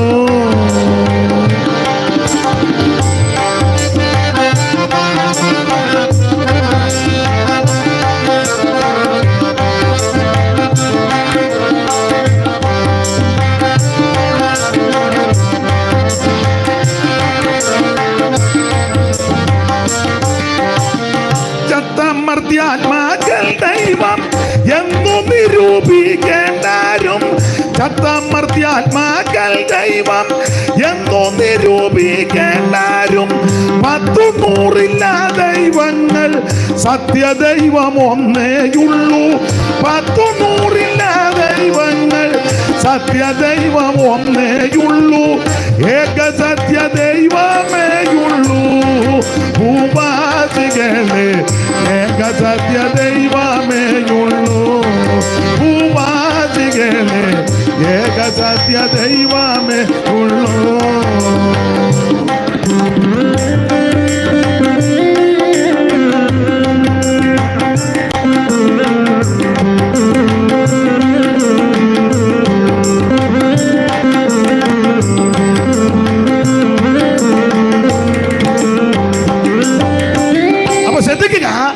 സർവജ്ഞനായ ദൈവം അബ്രഹാമിനെ വിളിച്ചു. നിത്യനായ ആമൻ സർവജ്ഞനായ സർവശക്തനായ നിത്യദൈവം. ബൈബിളിൽ കൊടുത്തിരിക്കുന്ന ഒരു പ്രയോഗം ഇങ്ങനെ, തേജോമയനായ ദൈവം. അങ്ങനെ നിങ്ങൾ അപ്പോസ്തല പ്രവർത്തകരുടെ പുസ്തകം 7-ാം അധ്യായത്തിന്റെ 1-2 വാക്യങ്ങൾ സഹോദരി മൈക്ക് കൂടെ വായിച്ച് സഹായിച്ചാട്ടെ. ഇത് ഉള്ളത് തന്നെയോ എന്ന് മഹാപുരോഹിതൻ ചോദിച്ചതിന് അവൻ പറഞ്ഞത്, സഹോദരന്മാരും പിതാക്കന്മാരുമായുള്ള പുരുഷന്മാരെ കേൾക്കുവീൻ. നമ്മുടെ പിതാവായ സ്തേഫാനോസിന്റെ പ്രഥമ പ്രസംഗം അങ്ങോട്ട് തുടങ്ങുക. നമ്മുടെ പിതാവായ അബ്രഹാം ഹാരാനിൽ വന്ന് പാർക്കുന്നതിന് മുൻപ് മെസൊപ്പൊട്ടോമിയയിൽ ഇരിക്കുമ്പോൾ തന്നെ തേജോമയനായ ദൈവം മതി. അപ്പൊ അബ്രഹാമിനെ വിളിച്ചത് ആരാ? ഈ വാക്യത്തിന്റെ വെളിച്ചത്തിൽ തേജോമയനായ ദൈവം. അവിടുന്ന് തേജോമയനാ. നമ്മളതുകൊണ്ട് ദൈവത്തിന് തേജസ് ഒന്നും ഉണ്ടാക്കി ദൈവത്തിന് പൗഡർ ഇടിക്കൊന്നും വേണ്ട. കുട്ടിക്കൂറ പൗഡർ ദൈവത്തിന് എന്തിനാടാ കുട്ടിക്കൂടാ? പണ്ട് കടന്നുപോയ നയനാർ ചോദിച്ച പോലെ ദൈവത്തിന് എന്തിനാ ഭാറാവുകാരൻ? ചോദിച്ചല്ലയോ ദൈവത്തിന്? യേശുവിൻ്റെ കൈയിരിക്കുന്നതിൻ്റെ മേളിലൊരു കമ്പി വെച്ച് അവിടെ വെച്ചിരിക്കുക കാന്തം. അതിന് ആദ്യത്തെ ഇടി യേശുവിനെ ഏക്കരുതെന്ന്. തുലാമഴയ്ക്കൊക്കെ അതിന് മുന്നേ ഇടി വെട്ടുവേ. അതിന് യേശുവിൻ്റെ തലയുടെ മണ്ടേ കാന്തം. അതിന് അവറാച്ച യേശുവിന് ഇടിയാച്ചേക്കാൻ സാധ്യത. ഞങ്ങളുടെ ആനണി സാർ പണ്ട് നമ്മുടെ ചാനാശ്ശേരി നൂണ്ടിയാലും കടന്നുപോയ ആനണി സാർ പണ്ട് പറയായിരുന്നു പരിശോധന, ഇടിവെട്ടിക്കുന്ന ദൈവത്തിന് എന്തിനാണ് നിന്റെ വെടി? ദൈവത്തിന് 2 വെടി. ദൈവത്തിന് ആരും തേജസ് ഒന്നും ഉണ്ടാക്കണ്ട. അവിടുന്ന് തേജോമയനാ. ദൈവത്തിന് ആരും കൊണ്ട് വിളക്കം കത്തിച്ച് വെക്കണ്ട. അവിടുന്ന് വെളിച്ചമാണല്ലോ. സ്തോത്രം സ്തോത്രം. ദൈവത്തിന് ആരും കൊണ്ട് തുണിയും കൊടുക്കണ്ട. അയ്യോ ദൈവം തുണിയില്ലായിരിക്കുക, എന്നാ 3-4 മീറ്റർ തുണി. അവിടുന്ന് തേജോമയനല്ലേ. പിന്നെ നമ്മുടെ ചില ആൾക്കാർ ചില പ്രസംഗിച്ച് വരുമ്പോൾ ചില പ്രയോഗം പറയുമ്പോൾ നമുക്കും ചിലപ്പോൾ തോന്നിപ്പോകും പുള്ളിക്ക് ഇടയ്ക്കിടയ്ക്ക് വസ്ത്രമൊന്നും ഇല്ലെന്നാ നമുക്ക് തോന്നും. ചില പറയുന്നില്ലേ, ഇന്ന് രാത്രിയിൽ തേജോമയനായ ദൈവം തേജസ് വാരി ചുറ്റി നമ്മുടെ നടുവിൽ. ഇപ്പോൾ ഞങ്ങളുടെ യോഗത്തിന് പോയപ്പോൾ ഇതെല്ലാം അഴിഞ്ഞു പോയി. പുള്ളി സമയം പോകണ്ട, എല്ലാം കൂടെ വാരി ചുറ്റി പെട്ടെന്ന് ഇങ്ങോട്ട്. അല്ല, എനിക്ക് അങ്ങ് തോന്നിപ്പോകെ, എൻ്റെ അജ്ഞത കൊണ്ടാണോ എന്നറിയത്തില്ല. ദൈവം തേജസ് വാരി ചുറ്റി നമ്മുടെ നടുവിൽ കൂടെ. കാരണം നേരത്തെ ഏതോ യോഗത്തിന് പോയപ്പോൾ പുള്ളിയുടെ തുണിയെല്ലാം തേജസ് എല്ലാം പോയി. പിന്നെ സമയം പോകേണ്ട, പുള്ളിയെല്ലാം കൂടെ വാരി ചുറ്റി. ഞങ്ങൾ അല്പം വൈകിയത് ഇതെല്ലാം ഇണക്കാൻ. നാളെ വരികയല്ലേ നീ? നാളെ കാണുകയല്ലേ? ആരും വരികയല്ലേ? അപ്പം നാളെ ഇടയ്ക്ക് വന്ന് കയറി ഒപ്പിക്കുകയല്ല. ഇതൊക്കെ ഇവിടെ തന്നെ മിക്കാറും വെക്കും, അല്ലെങ്കിൽ നേരത്തെ വരും. ഇന്ന് നിങ്ങളൊന്ന് ക്ഷമിക്കണം, ഇപ്പം വൈകിപ്പോയത് കൊണ്ടാണ്. നിങ്ങൾ ചിന്തിക്കരുത്, നല്ല അന്തരീക്ഷത്തിലായിരുന്നു എല്ലാം കൂടെ കയറി വന്നതെല്ലാം കൂടെ അങ്ങോട്ടും ഇങ്ങോട്ടും വലിച്ച്. ക്ഷമിക്കുക, നാളെ ആവർത്തിക്കുകയല്ല ദൈവം അനുവദിച്ച. അവിടുന്ന് തേജോമയനായ ദൈവമാണ്. നാം സ്തുതിച്ചാലും സ്തുതിച്ചില്ലെങ്കിലും ദൈവത്തിന്റെ മഹിമയ്ക്ക് വ്യത്യാസം ഉണ്ടാകുകയല്ല. നാം ആരാധിച്ചാലും ആരാധിച്ചില്ലെങ്കിലും അവിടുത്തെ പ്രഭയ്ക്കൊരു കുറവും വരികയല്ല. നാം സ്തുതിച്ചാലും സ്തുതിച്ചില്ലെങ്കിലും അവിടുന്ന് തേജോമയം തന്നെ. ഗതിഭേദങ്ങളുടെ ആച്ഛാദനമൊന്നും ദൈവത്തിനില്ല. നിത്യനായ ദൈവം, സർവശക്തനായ ദൈവം, ഏകനായ ദൈവം, മഹാത്ഭുതങ്ങളെ പ്രവർത്തിക്കുന്ന ദൈവം, സർവജ്ഞനായ ദൈവം, സർവശക്തനായ ദൈവം, അവിടുന്ന് സർവ്വവ്യാപിയായ ദൈവം, സർവത്തെയും നിയന്ത്രിക്കുന്നവൻ, സർവത്തെയും ഭരിക്കുന്നവൻ. ഇന്ന് രാത്രി എന്നെ കേൾക്കുന്ന ദൈവത്തിന്റെ പൈതലേ, നിന്നെ വിളിച്ച ദൈവം വിശ്വസ്തനായ ദൈവമാ. നിന്നെ വിളിച്ച ദൈവം തേജോമയനായ ദൈവമാ. നിന്നെ രക്ഷിച്ച ദൈവം തേജസ്സുള്ള ദൈവമാ. നിനക്കല്പ തേജസ് കുറഞ്ഞാലും നിന്നെ വിളിച്ച ദൈവം തേജസ്സുള്ള ദൈവമാ. നിനക്കല്പം പരിജ്ഞാനം കുറവാന്നേലും നിന്നെ വിളിച്ച ദൈവം പരിജ്ഞാനമുള്ളവനാ. പത്രോസ് പറയുക, തന്റെ മഹത്വത്താലും വീര്യത്താലും നമ്മെ വിളിച്ചവന്റെ പരിജ്ഞാനത്താൽ അവന്റെ ദിവ്യ ശക്തി ജീവന് പക്വതയ്ക്ക് വേണ്ടിയതല്ല നിനക്ക് ദാനം ചെയ്തിരിക്കുക. നിനക്ക് പരിജ്ഞാനക്കേടുണ്ടെങ്കിലും വിളിച്ച ദൈവം പരിജ്ഞാനമുള്ളവനാ. നിനക്ക് അറിവുകേടുണ്ടെങ്കിലും നിന്നെ വിളിച്ച ദൈവം അറിവുള്ള ദൈവമാണ്.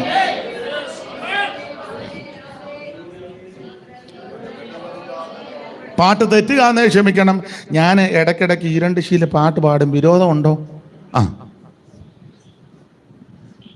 അറിവുകേടുകൾ അധികമുണ്ടെന്നിൽ, അറിഞ്ഞു നീ നിന്നരികിൽ എന്നെ ചേർത്തണേക്കണേ. അറിവുകേടുകൾ അധികമുണ്ടെന്നിൽ, അറിഞ്ഞു നീ നിന്നരികിൽ എന്നെ ചേർത്തണേക്കണേ. സ്തോത്രം സ്തോത്രം എന്നും സ്തോത്രാമേ, സ്തോത്രം സ്തോത്രം എന്നും സ്തോത്രാമേ.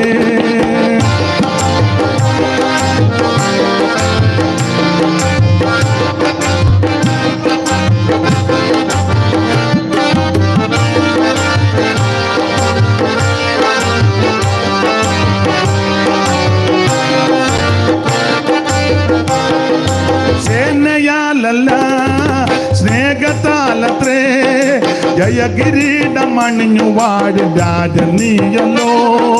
സേനയാലല്ല സ്നേഹത്താലത്രേ ജയകിരീടം അണിഞ്ഞു വാഴും രാജൻ നീയല്ലോ. സ്തോത്രം സ്തോത്രം എന്നും സ്തോത്രാമേ, സ്തോത്രം സ്തോത്രം എന്നും സ്തോത്രാമേ. ഒരിക്കൽ നിന്നെ ഞാൻ നേരിൽ കണ്ടിടും, ശരിക്കു തീരും എൻ വിഷാദം അന്നു മാത്രമേ. ഒരിക്കൽ നിന്നെ ഞാൻ നേരിൽ കണ്ടിടും, ശരിക്കു തീരും എൻ വിഷാദം അന്നു മാത്രമേ. സ്തോത്രം സ്തോത്രം എന്നും സ്തോത്രാമേ, സ്തോത്രം സ്തോത്രം എന്നും. അറിവുകേടുകൾ അധികമുണ്ടെന്നിൽ, അറിഞ്ഞു നീ നിന്നരികിൽ എന്നെ ചേർത്തണേക്കണേ. അറിവുകേടുകൾ അധികമുണ്ടെന്നിൽ, അറിഞ്ഞു നീ നിന്നരികിൽ എന്നെ ചേർത്തണേക്കണേ. സ്തോത്രം സ്തോത്രം എന്ന് സ്തോത്രാമേ, സ്തോത്രം സ്തോത്രം എന്ന് സ്തോത്രാമേ, സ്തോത്രം സ്തോത്രം എന്നും സ്തോത്രാമേ, സ്തോത്രം സ്തോത്രം എന്ന് സ്തോത്രാമേ. അപ്പൊ ശ്രദ്ധിക്കുക, നമുക്ക് അറിവുകേടുണ്ടെങ്കിലും വിളിച്ച ദൈവത്തിന് ഒരറിവുകേടുമില്ല. നമുക്ക് പരിജ്ഞാനക്കുറവുണ്ടെങ്കിലും വിളിച്ച ദൈവത്തിന് ഒരു പരിജ്ഞാനക്കേടുമില്ല. ഈ ദൈവത്തിൻ്റെ പരിജ്ഞാനത്തിൻ്റെ ഒരു തെളിവ് ഒത്തിരി ഉണ്ട്. എനിക്ക് വലിയ അറിവ് ജ്ഞാനം ഒന്നുമുള്ള ആളല്ല. അപ്പോൾ എൻ്റെ എളിയ അറിവ് വെച്ചാണ് പറയുന്നത്. ചിലപ്പം നിങ്ങൾ ഉൾക്കൊള്ളുമോ എന്നറിയത്തില്ല. ദൈവത്തിൻ്റെ പരിജ്ഞാനം ഈ മിസ്രയീമിൽ നിന്ന് പുറപ്പെട്ട ജനത്തിൻ്റെ കണക്ക് പറഞ്ഞിട്ടുണ്ട്. എണ്ണി തിട്ടമെടുത്തവരുടെ കണക്ക്. എണ്ണത്തിൽപ്പെടാത്ത ധാരാളം ആൾക്കാരുണ്ട്. എത്ര പേരുടെ പേരാ? അല്ല, ഇന്ന് പാട്ട് കൂടാ മിക്കവാറും. പാട്ട് പാടുമ്പം ആൻസർ പറയണം എത്ര പേരുണ്ടെന്ന്. 600,000 ആയോരു കൂട്ടത്തെ ചിറകിൽ വാങ്ങിച്ചവൻ കൂടെ ഉണ്ട്. 600,000 ആയോരു കൂട്ടത്തെ ചിറകിൽ.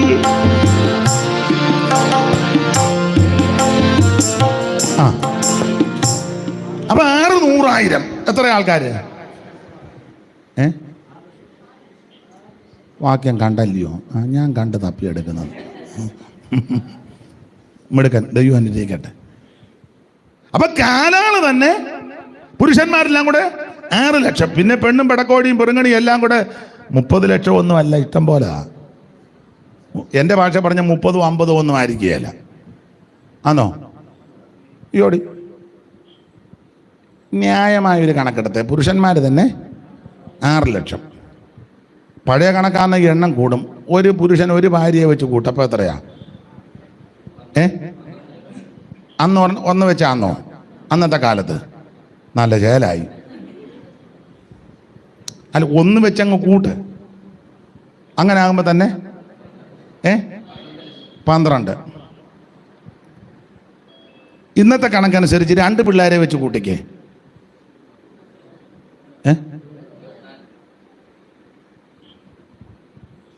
സ്തോത്രം.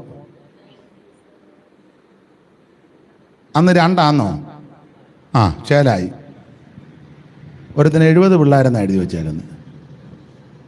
അതൊക്കെ കൂട്ടിയായി ഇവിടെങ്ങും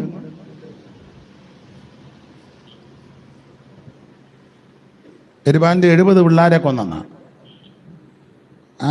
ആ കണക്ക് വെച്ച് നോക്കിയാൽ 50 ലക്ഷം അല്ല, 100 ലക്ഷം അല്ല.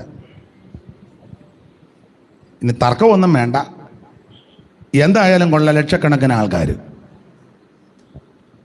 പിന്നെ നടക്കാൻ മേലാത്ത ഇണക്ക് തെറ്റിയതെല്ലാം വേറെ, അതൊന്നും പിന്നെ എണ്ണിയിട്ടില്ല. എന്തായാലും കൊള്ളാൻ ലക്ഷക്കണക്കിന് ആൾക്കാരാണ്. ഇവരെല്ലാം കൂടെ മോശയുടെ നേതൃത്വത്തിൽ ഇവർ യാത്ര ചെയ്ത് മരുഭൂമിയിലേക്ക് കയറി. യാത്രയാണ്. ദൈവത്തിൻ്റെ പരിജ്ഞാനം വെളിവാക്കിയ ഒരു കാര്യം പറയാം. ഒത്തിരി ഉണ്ട്. ഒരു കാര്യം തമ്പുരാൻ കൽപ്പന കൊടുത്തവൻ പറഞ്ഞൊരു കാര്യം ചെയ്യും. രാവിലെ മന്ന, വൈകുന്നേരം ഇറച്ചി, പാറയിന്ന് വെള്ളം. അപ്പം ഭക്ഷണ പദാർത്ഥ പാനീയങ്ങൾക്ക് ഒരു പഞ്ഞു ഇടങ്ങടി വെച്ചാ നല്ല പെരുക്കുന്നത്. ഭക്ഷണം കഴിച്ചാൽ മറ്റ് പ്രക്രിയകളും നടക്കണമല്ലോ. അങ്ങനെ ആണല്ലോ ശരീരം, അത് അത്യാവശ്യവുമാണല്ലോ. ഇവരാന്ന് യാത്ര ചെയ്തു പോവുകയും ചെയ്യുക. അതുകൊണ്ട് പരിജ്ഞാനമുള്ള ദൈവം പറഞ്ഞു, നിന്റെ ആയുധത്തിൻ്റെ കൂട്ടത്തിൽ പാര വെക്കാനല്ല, ഒരു പാര വേണം. പരിജ്ഞാനം കണ്ടോ? നിങ്ങൾ യാത്ര ചെയ്യുമ്പോൾ രാവിലെ മന്ന കഴിക്കും, വൈകിട്ട് കാടപ്പക്ഷി കൊണ്ട് ഇതൊക്കെ ഭക്ഷിക്കുമ്പോൾ ശരീരത്തിൻ്റെ പ്രകൃതി അനുസരിച്ച് മറ്റ് പ്രക്രിയകൾ നടക്കണം. അപ്പം അത് നടക്കുമ്പോൾ ലക്ഷക്കണക്കിന് ആൾക്കാർ കടന്നു പോകുക. മറ്റ് മാരക രോഗവും പകർച്ചവ്യാധിയും വരരുത്. അതിന് പരിജ്ഞാനമുള്ള ദൈവം പ്രമാണം കൊടുത്ത് ഒരു പാര ഉണ്ടായിരിക്കണം. അങ്ങനെ ആ പുസ്തകത്തിൽ ബാഹ്യത്തിന് പുറപ്പെടുമ്പോൾ ആ കയ്യിലൊരു പാര ഉണ്ടായിരിക്കണം. അമേധ്യം അല്ലെങ്കിൽ വർജ്യവസ്തുക്കൾ അത് പാര കൊണ്ട് കുഴിയെടുത്ത് കുഴിക്കകത്ത് മൂടി ക്രമപ്പെടുത്തി വേണം യാത്ര ചെയ്യാൻ. ദൈവത്തിന്റെ പരിജ്ഞാനം എത്ര ശ്രേഷ്ഠമാണ്. ഇപ്പൊ നമ്മുടെ ഈ പാരയുണ്ട്, അത് മുമ്പേ പറഞ്ഞ കാര്യത്തിനൊന്നുമല്ല. അടുത്തിരിക്കുന്ന കുഞ്ഞുഞ്ഞിന് വെച്ചേച്ച് അനങ്ങാതിരിക്കുക. Glory, hallelujah. ഇടയ്ക്ക് നോക്കും വെച്ച പാര, ഹല്ലേലൂ. അതാണ് ഇപ്പൊ ഇരിക്കുന്ന പാര. ആട്ടെ, വിവരിക്കുന്നില്ല. നമുക്ക് പരിജ്ഞാനമില്ലെങ്കിലും വിളിച്ച ദൈവം പരിജ്ഞാനമുള്ളവനാ. നിന്റെ ജീവിതത്തിൽ അറിവുകേട് പലതുണ്ട്, പക്ഷെ വിളിച്ച ദൈവം അറിവുള്ളവനാ. അതാ പത്രോസ് പറഞ്ഞ, തൻ്റെ മഹത്വത്താലും വീര്യത്താലും നമ്മെ വിളിച്ചവന്റെ പരിജ്ഞാനത്താൽ അവന്റെ ദിവ്യ ശക്തി പ്രിയരെ ജീവനും ഭക്തിക്കും വേണ്ടിയതല്ല നിനക്ക് ദാനം ചെയ്തിട്ടുണ്ട്. ആ വാക്യം ഞാൻ ഇങ്ങനാ പറഞ്ഞത്, നീ ദൈവശക്തികൾ നന്നായിട്ട് നിറഞ്ഞാൽ മതി, അതിനകത്ത് നിനക്ക് ജീവനും ഭക്തിക്കും വേണ്ടിയതെല്ലാം ഉണ്ട്. ഒന്നുകൂടെ മനസ്സിലാകുന്ന ഭാഷ പെന്തിക്കോസുകാരോട് പറയാ, നീ ആത്മാവി നന്നായിട്ടൊന്ന് നിറഞ്ഞ്, നീ ആത്മാവി നല്ലതുപോലെ ദൈവത്തെ മഹത്വപ്പെടുത്തിക്ക്, ആത്മശക്തികൾ നല്ലതുപോലെ ഒന്ന് നിറഞ്ഞ്, അതിനകത്ത് നിനക്ക് വേണ്ടതെല്ലാം ഉണ്ടെന്ന്. ജീവനും ഭക്തിക്കും വേണ്ടിയതല്ല, ആത്മശക്തികൾ ദൈവത്തെ. അതുകൊണ്ട് ഞാൻ എപ്പോഴും സഭയിൽ പറയുന്നത്, സഭയിലുള്ള എല്ലാവരും അഭിഷേകം പ്രാപിക്കണം. എല്ലാവരും പാട്ട് പാടുന്നവരും കൊട്ടുന്നവരും നാളെ എടുക്കുന്നവരും വീഡിയോ പിടിക്കുന്നവരും പ്രസംഗിക്കുന്നവരും ശുശ്രൂഷിക്കുന്നവരും സകല എണ്ണവും പ്രസംഗിക്കുന്ന ഉപദേശി സകല എണ്ണവും ആത്മസ്നാനം പ്രാപിച്ച് ദൈവത്തെ ആരാധിക്കണം. കുഞ്ഞുങ്ങളെല്ലാം ആത്മസ്നാനം പ്രാപിക്കണം, ദൈവത്തെ ആരാധിക്കണം. Praise the Lord. ആമേൻ. അങ്ങനെ ആത്മാവിൽ ബലപ്പെടുമ്പോൾ തന്നെ നമുക്ക് ആവശ്യമുള്ളതെല്ലാം ഉണ്ടെന്ന് അവന്റെ ദിവ്യ ശക്തിയാൽ ജീവനും ഭക്തിക്കും വേണ്ടിയതെല്ലാം ദാനം ചെയ്തിരിക്കുക. നല്ലതുപോലെ ആത്മാവിൽ അങ്ങോട്ട് ബലപ്പെട്ട് അത് തന്നെ ഒരു വിടുതലല്ലേ. അതൊക്കെ അനുഭവിക്കുന്ന ദൈവമക്കളെ ഓർത്ത് ദൈവത്തിന്റെ മഹത്വം. നമുക്ക് നമ്മുടെ വിഷയത്തിലേക്ക് മടങ്ങി വരണമല്ലോ. അപ്പോൾ അബ്രഹാമിനെ ദൈവം വിളിച്ചു തേജോമയനായ ദൈവം. അതാ പ്രവൃത്തി 7 വായിച്ചത്. തേജോമയനായ ദൈവം. ഈ തേജോമയനായ ദൈവത്തിന്റെ വിളി കേട്ട് ഇറങ്ങി തിരിച്ച ആള് ഇപ്പം വന്ന് പെട്ടിരിക്കുന്ന എവിടാ? വരൾച്ച. അതിനെ വരൾച്ചയെ വന്ന് പെടാൻ കാര്യം വരൾച്ചയെ വന്ന് പെടാൻ കാര്യം പിതൃഭവനത്തിന്റെ കെട്ടി ഇതുവരെ പൊട്ടിയിട്ടില്ല. പിതൃഭവനം. കാരണം പിതൃഭവനത്തിന്റെ പ്രതിനിധിയായിട്ട് അപ്പച്ചൻ കൂടെ ഉണ്ട്. അപ്പച്ചൻ ഏതപ്പച്ചൻ? നിങ്ങൾ ശ്രദ്ധിച്ച് പഠിച്ചാൽ ദൈവം ആരെയാ വിളിച്ചേ? അബ്രഹാമിനെ. പക്ഷെ ആ 11-ാം അധ്യായം നിങ്ങൾ ഇങ്ങോട്ട് വായിച്ചു വന്നാൽ തേരകനെ വിളിച്ചതുപോലെ തോന്നും. പുള്ളിയുടെ ഡയലോഗും പോക്കും വരവും ഒക്കെ കണ്ടാൽ അബ്രഹാമിനെ ദൈവം വിളിച്ചില്ല, പിന്നെ ആരെയാ വിളിച്ചേ? തേരകനെ വിളിച്ചതായിട്ട് നമുക്ക് തോന്നും. വായിച്ചോ, ഒന്നുകൂടെ വാക്യം വായിച്ചേ. അബ്രാമും നാഹോരും ഭാര്യമാരെ എടുത്തു. അബ്രാമിന്റെ ഭാര്യയ്ക്ക് സാറ എന്നും നാഹോറിന്റെ ഭാര്യയ്ക്ക് മിൽക്ക എന്നും പേര്. മിൽക്കയുടെ പിതാവ് ഹാരാന്റെ പുത്രിയാകുന്നു. അടുത്ത വാക്യം. സാറായി മച്ചിയായിരുന്നു, അവൾക്ക് സന്തതി ഉണ്ടായിരുന്നില്ല. അടുത്ത വാക്യം. തേരഹ് തന്റെ മകനായ അബ്രാമിനെയും ഹാരാന്റെ മകനായ തന്റെ പൗത്രൻ ലോത്തിനെയും തന്റെ മകനായ അബ്രാമിന്റെ ഭാര്യയായ മരുമകളാകുന്ന സാറായെ കൂട്ടി. അപ്പൊ ശ്രദ്ധിച്ചേ, നിങ്ങൾ ശരിക്കും പഠിച്ചാൽ തേരഹ് ലോത്തിനെയും സാറായെയും അബ്രാമിനെയും കൂട്ടി കൽദയരുടെ പട്ടണമായ ഊരിൽ നിന്ന് കനാൻ ദേശത്തേക്ക് പോകുവാൻ പുറപ്പെട്ടു. ഈ വാക്യം ഇപ്പം വായിച്ചാൽ ഓടിച്ചു വായിക്കുന്നവർക്ക് തോന്നും ദൈവം വിളിച്ചത് ആരെയാ? തേരകനെയാന്ന് തോന്നും. പക്ഷെ വിളിച്ചത് ആരെയാ? അബ്രഹാമിനെയാ. വിളി കേട്ടവന് ദൈവം വിളിച്ചവന് യാതൊരു വോയിസും ഇല്ല. വിളി കേൾക്കാത്ത അപ്പനായിപ്പോ ഇത് മുഴുവൻ കൺട്രോൾ ചെയ്യുന്നത്. തേരക് ഇവരെയും കൂട്ടിക്കൊണ്ട് പോന്നു. ചില സഭയിലെ, എല്ലായിടത്തും അല്ല, ദൈവം വിളിച്ചത് ചിലപ്പോൾ ആ ദൈവദാസനെ ആയിരിക്കും, പക്ഷേ കൺട്രോൾ മുഴുവൻ അമ്മാമയും കൊച്ചുങ്ങളുമാ. നിങ്ങൾക്ക് മനസ്സിലാകാഴിയൊന്നും അല്ല. പിന്നെ എന്നെ നിങ്ങൾ പൊട്ടം കളിപ്പിക്കാമെന്ന് എനിക്കറിയാം.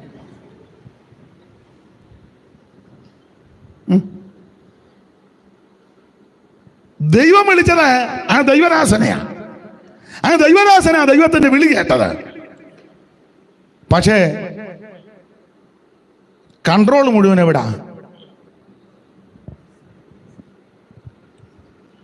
ഞാൻ പൊതുവിൽ അഭിപ്രായം പറഞ്ഞതാ. നിങ്ങൾ എന്നെ ഇങ്ങനെ സ്പർദ്ധിച്ചു നോക്കുവൊന്നും വേണ്ട. കൊടുമുടികളേറിയ പർവ്വതങ്ങളെ നിങ്ങൾ എന്നെ സ്പർദ്ധിച്ചു നോക്കുന്നത് എന്ത്? അനേക സംഭവങ്ങൾ അറിയാം, അതുകൊണ്ടായി പറയുന്നത്. ദൈവം വിളിച്ചവൻ വേണം ലീഡ് ചെയ്യാൻ. മിക്ക സഭകളിലും കൂട്ടായ്മകളിലും പ്രശ്നം വരാൻ കാരണം വിളിയില്ലാത്തവനാ കൺട്രോള്. വിളിച്ചത് അബ്രഹാമാ. പക്ഷെ ഇങ്ങനെ എഴുതുകാരുന്ന നല്ലതാ. അബ്രഹാം തൻ്റെ പിതാവാകുന്ന തേരകനെയും തൻ്റെ ഭാര്യ സാറായെയും തൻ്റെ സഹോദരപുത്രൻ ലോത്തിനെയും കൂട്ടിക്കൊണ്ട് കൽദയരുടെ പട്ടണമായ ഊരിൽ നിന്ന് കനാൻ ദേശത്തേക്ക് പോകുവാൻ യാത്ര പുറപ്പെട്ടെന്ന് എഴുതിയിരുന്നെങ്കിൽ നമുക്ക് മനസ്സിലാകും അബ്രഹാം തന്നെ ആ യാത്രയുടെ എന്ന് നമുക്ക് അനുമാനിക്കാം. പക്ഷെ ഇത് അങ്ങല്ല, തേരക്. അതുകൊണ്ടായി വരൾച്ചയെ വന്ന് കിടക്കുന്നത്. മനസ്സിലാകുന്നുണ്ടോ? അതുകൊണ്ടാണ് ഇപ്പോഴും വരൾച്ച മാറാത്ത. വരൾച്ചയെന്ന് ഞാൻ ഉദ്ദേശിക്കുന്ന നിങ്ങൾ ഉദ്ദേശിച്ചതല്ല. നിങ്ങളിപ്പം വരൾച്ച എന്ന് ഉദ്ദേശിച്ചത് എന്നാന്ന് ഞാൻ പറയാം. വീടില്ലാത്തത്, വണ്ടിയില്ലാത്തത്, ബാങ്കിൽ ഫിക്സഡ് ഡിപ്പോസിറ്റ് ഇല്ലാത്തത്. ചെറുക്കൻ പേർഷ്യയെ പോയി ചൂട്ട് പോലെ തിരിച്ച് വന്നു. അവിടെ കല്യാണവും ഇതുവരെ നടന്നില്ല. പലരും വന്ന് കണ്ടേച്ച് പോകുന്നതല്ലാതെ അവളെയും കൊണ്ട് ആരും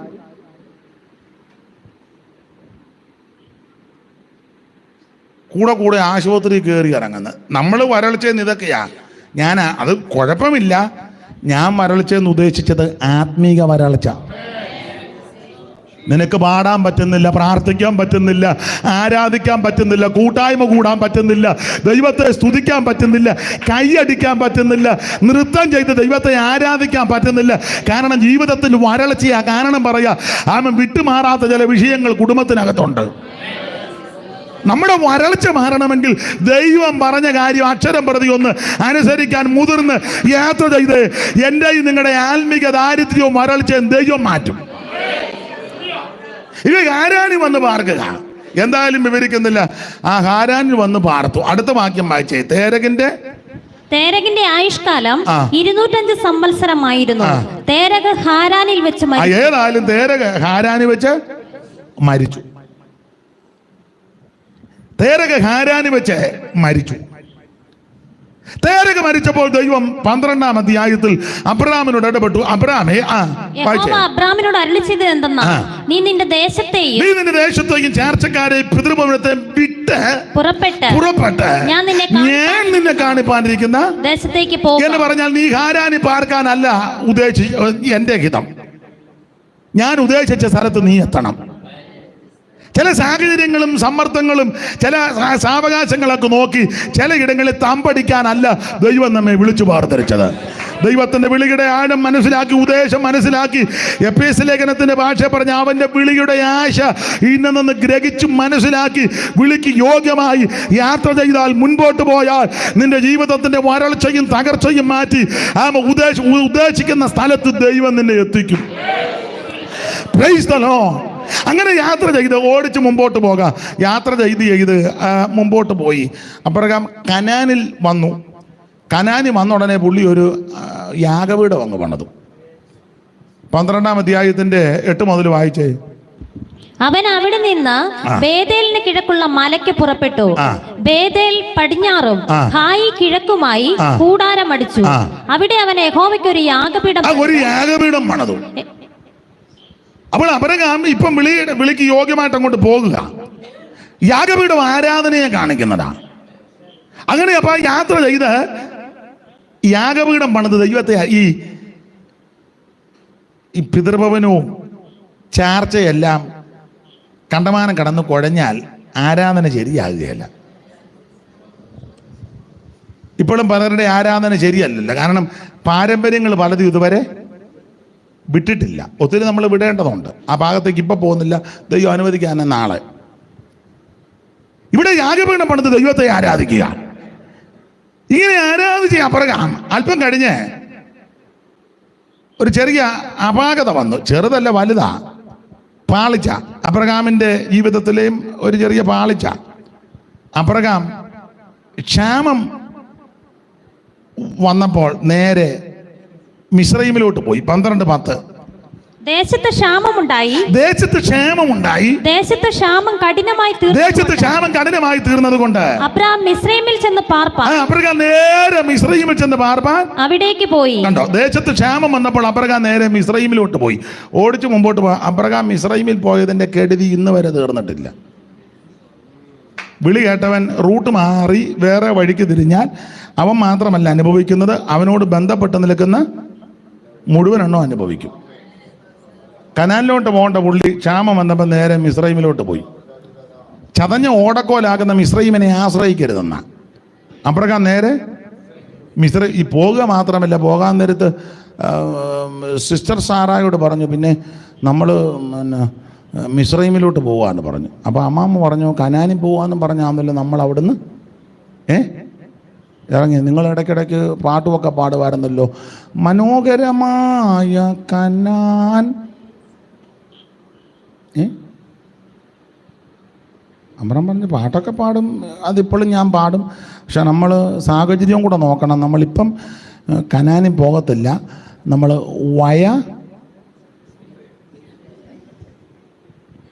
മിസ്രയീം.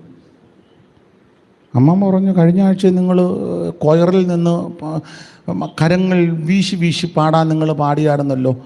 മറുകരന്ന കണ്ടിടും അങ്ങനെയൊക്കെ അല്ലേ, അങ്ങനെ ഒരു പാട്ടില്ലേ, മറുവിലയായി. എടി അത് പുൽപ്പിറ്റേ നിൽക്കുമ്പോഴല്ലേ പാട്ട്, വീട്ടിൽ വേറെ പാട്ടാ. അങ്ങനെയുള്ള ആൾക്കാരുണ്ട്. പുൽപ്പിറ്റയിൽ വരുമ്പോൾ ഒരു പാട്ട്, വീട്ടിൽ ചെല്ലുമ്പം വേറൊരു പാട്ട്. അഭിപ്രായ വ്യത്യാസം വരുമ്പം കൊടുങ്ങല്ലൂർ സൈഡിലെ പാട്ടും. അങ്ങനെയുള്ള ഒത്തിരി ലീഡർമാരുണ്ട്, മനസ്സിലാകുന്നില്ല. സൺഡേ പുൽപ്പിറ്റയിൽ നിൽക്കുമ്പോൾ സിയോൻ ഗീതാവലിക്കകത്തെ പാട്ട്, വീട്ടിൽ വരുമ്പം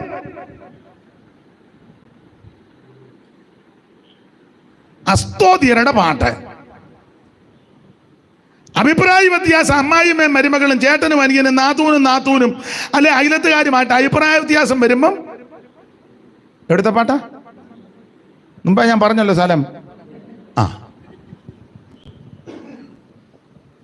പിന്നെ സൺഡേ വരുമ്പോൾ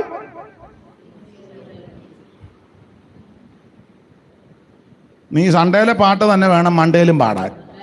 ആ പാട്ട് തന്നെ ആയിരിക്കണം വീട്ടിലും പാടാൻ. ആ പാട്ട് തന്നെ ആയിരിക്കണം ഓഫീസിൽ ചെല്ലുമ്പോഴും പാടാൻ. പാടുന്നുണ്ട്. ആ പാട്ട് തന്നെ ആയിരിക്കണം പരസ്യോഗത്തിനും. അത് തന്നെ ആയിരിക്കണം ജീവിതം മുഴുവൻ, അതായിരിക്കണം. മനസ്സിലാകുന്നുണ്ടോ? അപ്പോഴേക്കാ സാറായോട് പറഞ്ഞു നമ്മൾ മിസ്രൈമിലോട്ട് പോവാ. ഞാൻ സഭയുടെ പേരൊന്നും പറയുന്നില്ല. ഞാൻ ഒരു സഭയിലെ പ്രധാനപ്പെട്ട ആളോട് ചോദിച്ചു, നിങ്ങൾ വിശ്വാസികളെ ഒന്നും ഇവിടെ നിർത്തി പാടിപ്പിക്കുന്നില്ലല്ലോ, നിങ്ങളുടെ കൺവെൻഷനും പ്രധാനപ്പെട്ട യോഗങ്ങൾക്കൊന്നും. എല്ലാവരും പറഞ്ഞ് പാടിപ്പിക്കുകയല്ല. ഞാൻ ചോദിച്ചു, നന്നായിട്ട് പാടുന്നവരുണ്ടല്ലോ, ഞങ്ങൾ വളരെ അതുപോലെ സംസാരിക്കും. പാടുന്നവർ കാണും, അല്ല അവർക്ക് കൂടെ ഒരു അവസരം. അപ്പം എന്നോട് പറഞ്ഞ മറുപടി പറയാം. അത് ഇവിടെ അതിനുള്ള ആൾക്കാരുണ്ട്. ഇവർ സൺഡേയും ഇവിടെ ഇരുന്ന് തന്നെ പാടും, മൺഡേയിലും ഇവിടെ ഇരുന്ന് തന്നെ പാടും, വെനസ്ഡേയിലും ഇവിടെ തന്നെ ഇരുന്ന് പാടും, ഫ്രൈഡേയും ഇവരിവിടെ ഇരുന്ന് പാടും. അവിടെ തന്നെ ഇരുന്നേ പാടൂ. ഇതിനിടയ്ക്ക് അവർ വേറെ പാട്ടിന് പോവുകയില്ല. സൺഡേ ഇവിടെ സ്തുതി ചെയ് മനമേ എന്ന് പാടിയിട്ട് വെനസ്ഡേ വേറെ പരിപാടി വരുമ്പോൾ പൊന്നരിവാൾ അമ്പിളിയിൽ കണ്ണെറിയുന്നോളെ എന്ന് പാടാൻ മനസ്സിലാകുന്നില്ല. ബാക്കി നാളെ, ഇന്നിപ്പം ഞാൻ വന്ന് മട്ട ഒന്ന് പിടിച്ചെന്നേ ഉള്ളൂ. മനസ്സിലാകുന്നുണ്ടോ? ഞാൻ ഒരാളെ ഉന്നമ ചൊല്ലി പറയുന്നത്. സ്തുതി ചെയ്യും മനമേ എന്നുള്ള പാട്ട് പാടിയ തിങ്കളാഴ്ച അവരത് തന്നെ പാടുന്നത്. ചൊവ്വാഴ്ച എല്ലാവരുടെയും കാര്യമല്ല, നമ്മുടെ ഇടയിൽ ആ സഭക്കാരെ ഓടിച്ചു നിർത്തി മറ്റ് പല ഉണ്ടല്ലോ എല്ലാവരുടെയും കാര്യമല്ല കേട്ടോ, എല്ലാവരുടെയും കാര്യമല്ല, തെറ്റിദ്ധരിക്കരുത്. എന്നാൽ പല ആൾക്കാരും ഇതിനിടയ്ക്ക് വേറെ പല പാട്ട് പാടാൻ പോകും. അപ്പോൾ അവരെന്നോട് പറഞ്ഞു, അതുകൊണ്ട് അവർ അങ്ങനെ പോട്ടെ, ഇവർ തന്നെ പാടും, ഇവർ പാടുന്ന ഉണർവ് മതി നമുക്ക്, അവർ പാടുന്ന ഉണർവ് മതി. ആ ഉണർവ് പ്രതീക്ഷിച്ചാൽ ഇവിടെ വരുന്നവരും. അല്ലാതെ കത്തട്ടെ, തീ കത്തട്ടെ. ഞാൻ എന്നെയും കൂടെ പ്രതിയാക്കിയായി പറയാൻ. സൺഡേയിലെ പാസ്റ്റർ തന്നെ ആയിരിക്കണം മൺഡേയിലും. സ്റ്റേജിൽ നിൽക്കും, നമ്മുടെ പാസ്റ്റർ ടൗണിൽ നിന്നപ്പോൾ ഫുട്ബോൾ കളിക്കാരനാന്നു. അല്ലല്ല നമ്മുടെ പാസ്റ്റർ മനസ്സിലായി കാണുമല്ലോ. എന്നിപ്പോൾ അത്ര പറയുന്നുള്ളൂ. ഞാൻ എന്നെയും കൂടെ പ്രതിയാക്കിയായി പറയുന്നത്, അല്ല ഒരാളെ ഉന്നം വെച്ചോ ഒരു സഭയെ ഉന്നം വെച്ചല്ലേ പറയുന്നത്. ദൈവത്തെ സ്തുതിക്കുന്ന ഈ നാവ് കൊണ്ട് മറ്റൊരു പാട്ടിന് പോകരുതെന്നായി പറഞ്ഞത്. ജീവൻ പോകുവോളം. Praise the Lord. അപ്പൊ അപ്പോഴേക്ക് സിസ്റ്റർ സാറോട് പറഞ്ഞു നമ്മൾ മിസ്രൈമിലോട്ട് പോവുക. അപ്പോൾ അമ്മാമ്മ പറഞ്ഞു നമ്മൾ കനാനിൽ പോവാൻ. കനാനിലൊക്കെ പോകും, പക്ഷെ നമ്മൾ പിന്നെ അമ്മാമ്മ ഓർത്താലും ഇറങ്ങി തിരിച്ചല്ല. ഇപ്പം എന്നായി നിന്നെയും ഇട്ടച്ച് പോയിട്ടും വലിയ കാര്യമൊന്നും ഉണ്ട്. അബ്രഹാം പറഞ്ഞു പിന്നെ സാറാമേ നീ ഒരു ചെറിയ അഡ്ജസ്റ്റ്മെൻറ്റ് നടത്തണം. അതിന് നമ്മൾ മിസ്രൈമിൽ ചെല്ലുമ്പം ഈ ഭാര്യയാന്ന് പറയരുത്, സിസ്റ്ററാന്നേ. എന്നാൽ സാറാൻ പറഞ്ഞു നമ്മൾ പെന്തിക്കോസുകാരാ, കള്ളം. അബ്രഹാം പറഞ്ഞു ആരാ അതിന് കള്ളം പറഞ്ഞേ? പിന്നെ വായിച്ചു വരുമ്പോൾ ഇങ്ങനെ വായിക്കുന്നത്, അവളെൻ്റെ അപ്പൻ്റെ മകള് തന്നെ, വാസ്തവമായിട്ട് അവളെൻ്റെ പെങ്ങള് തന്നെ. അപ്പോൾ കള്ളവും പറഞ്ഞിട്ടില്ല. ആട്ടെ, രണ്ടുപേരുടെ അഡ്ജസ്റ്റ്മെന്റിൽ മിസ്രൈമിൽ പാർത്തു. ഞാനൊരു കാര്യം ദൈവമക്കളോട് എപ്പോഴും ഞാൻ പറയും, ഈ അഡ്ജസ്റ്റ്മെന്റിൽ താമസിച്ചാൽ ആത്മീയത്തിലെ അഡ്ജസ്റ്റ്മെന്റ് ചെയ്താൽ ഇഷ്ടം പോലെ കാശുണ്ടാക്കാം.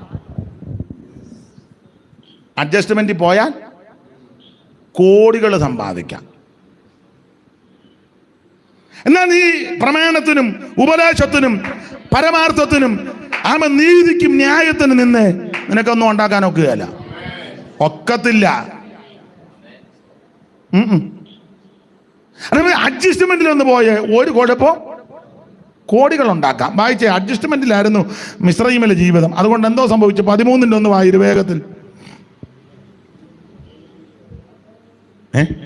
ഇങ്ങനെ അബ്രാമും ഭാര്യയും അവനുള്ളതൊക്കെയും അവനോട് കൂടെ ലോത്തും മിസ്രൈമിൽ നിന്ന് പുറപ്പെട്ട് തെക്കേ ദേശത്ത് വന്നു. കന്നുകാലി, വെള്ളി, പൊന്ന് ഈ വകയിൽ അബ്രാം ബഹുസമ്പന്നനായി. ശ്രദ്ധിച്ച ഇഷ്ടം പോലെ സമ്പത്ത്.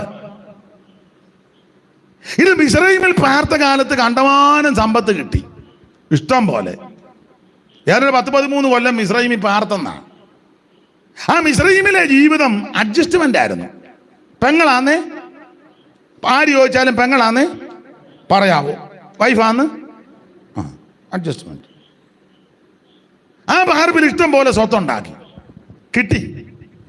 അപ്പം ഞാൻ അതിൻ്റെ ഒരു വശം പറയാ, ആത്മീക ജീവിതത്തിൽ അഡ്ജസ്റ്റ്മെന്റ് പോയാൽ ഇഷ്ടം പോലെ ഉണ്ടാക്കാം. ഉപദേശം വെച്ചിട്ട് നയിച്ചേ കാശ് ഇഷ്ടം പോലെ വരും. നമ്മുടെ പ്രസംഗം കേട്ടാൽ 10 രൂപ തരാനുള്ളവനും കൂടെ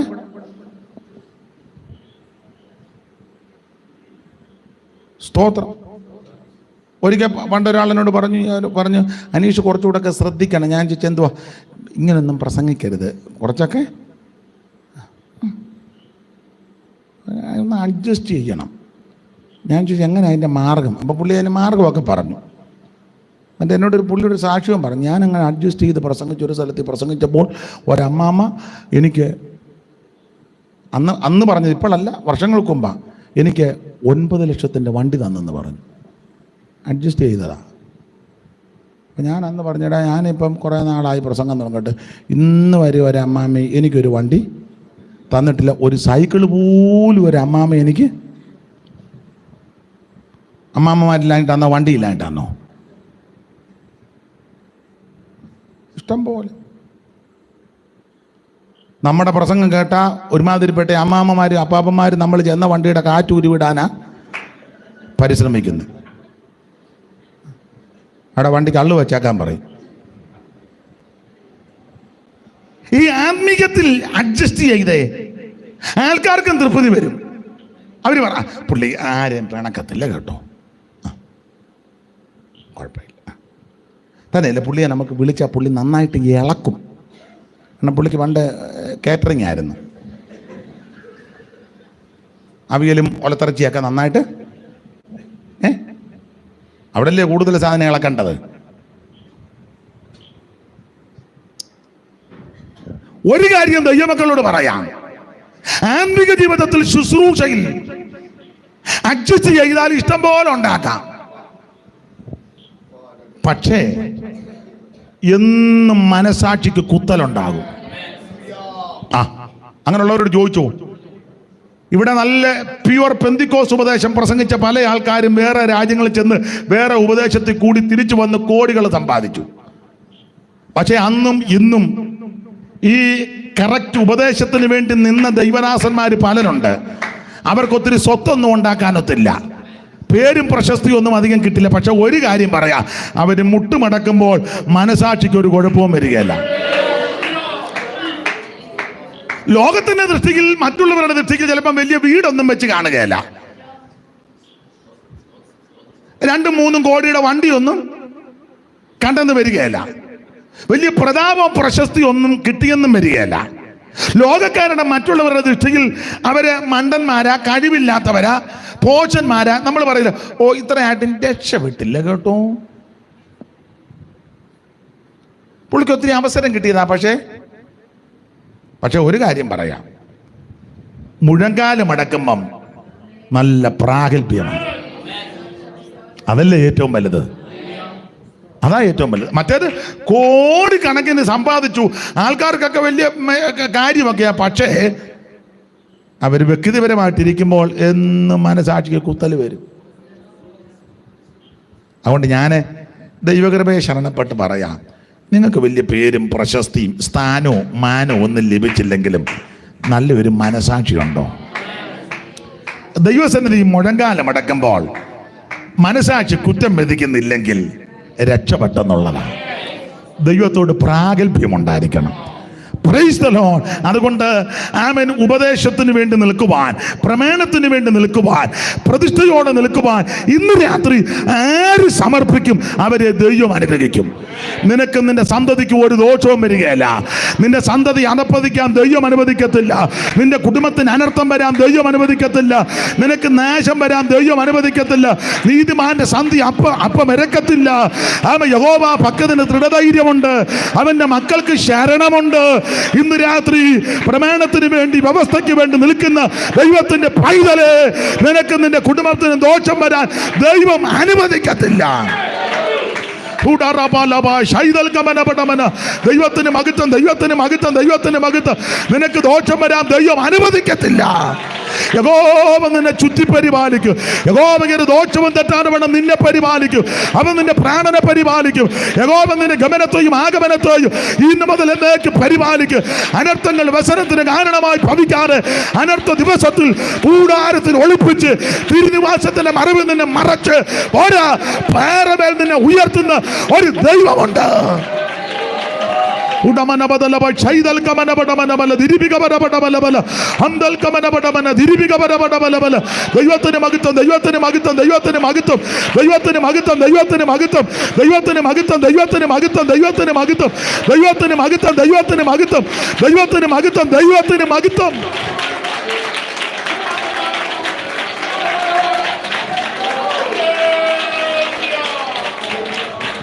കരമുയർത്തി ദൈവത്തെ സ്തുതിച്ചാട്ടെ. ബഹുമാന്യ ദൈവദാസൻ 9 മണി വരെ സമയം പറഞ്ഞ് സൂക്ഷ്മ 9 ദൈവം അനുവദിച്ചാൽ നമുക്ക് നാളെ വൈകിട്ട് ഇതിൻ്റെ ശേഷമുള്ള ഭാഗം നമുക്ക് ദൈവകൃപയെ ശരണപ്പെട്ട് ധ്യാനിക്കുകയും ദൈവസന്നിധിയിൽ ബലപ്പെടുകയും ചെയ്യുവാൻ അവസരം ദൈവം തരട്ടെ. കരമുയർത്തി ദൈവത്തിന് മഹത്വം കൊടുത്താട്ടെ.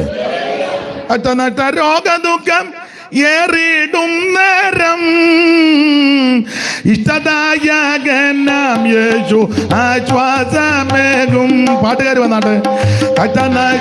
രോഗദുഃഖം ഏറിടും നേരം ഇഷ്ടദായകനാം യേശു ആശ്വാസമേകും. ഓ കഷ്ടതയേറ്റ പ്രിയൻ കൂടെയുള്ളതാ പോയിടാൻ ധൈര്യമായി നാഥൻ പാതയിൽ. ഓ കഷ്ടതയേറ്റ പ്രിയൻ കൂടെ കൈയടിച്ച് ചേർന്ന് പോയിടാൻ ധൈര്യമായ നാഥൻ പാതയിൽ. ഓ എന്റെ ദൈവമെല്ലാം ഓ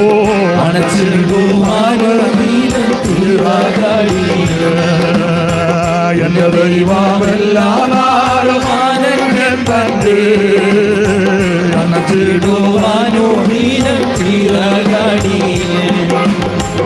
എഴകളിൽ ഭാരം നിത്യ ചുമക്കും ഞാൻ നിന്നെ സ്തുതിച്ചിടുമേ. എഴകളിൽ ഭാരം ചുമക്കുന്നതാ ഏതുനേരത്തും ഞാൻ നിന്നെ സ്തുതിച്ചിടുമേ. നവോരാ വർണ്ണിച്ചിടാൻ നന്മയോരോന്നോ നന്ദി കൊണ്ടെന്റെ ഉള്ളം നിറയുന്നപ്പാ. നവോരാ വർണ്ണിച്ചിടാൻ നന്മയോരോ നന്ദി കൊണ്ടെന്റെ ഉള്ളം നിറയുന്നപ്പാ. എന്റെ ദൈവമെല്ലാം ആടുമാനന്യം കണ്ട് അണച്ചിടുമാനോടീനം തീരകടിയേ. എന്റെ ദൈവമെല്ലാം ആടുമാനന്യം കണ്ട് അണച്ചിടുമാനോടീനം ചിറകടിയേ. ഓ എന്ന് കേൾക്കും പ്രിയ ശബ്ദം എന്റെ കണ്ണീർ സമ്പൂർണമായി എന്ന് കേൾക്കും പ്രിയ ശബ്ദം ഓ അന്നു മാറും എന്റെ കണ്ണീർ സമ്പൂർണമായി. മണിയറവാസം പൂകി ആനന്ദിച്ചിടും എന്റെ ഉള്ളം ധീരം ധീരമായി. മണിയറവാസം പൂകി ഉള്ളം ധീരം ധീരമായി. ദൈവമെല്ലാം ആളുമാനന്യം തന്നെ അണച്ചിടുമാനൂരീനം ചിറകടിയേ. എന്റെ ദൈവമെല്ലാം ആളുമാനന്യം തന്നെ അണച്ചിടുമാനൂരീനം ചിറകടിയേ. ദുഃഖം വന്നിടും ആശ്വാസമേകോ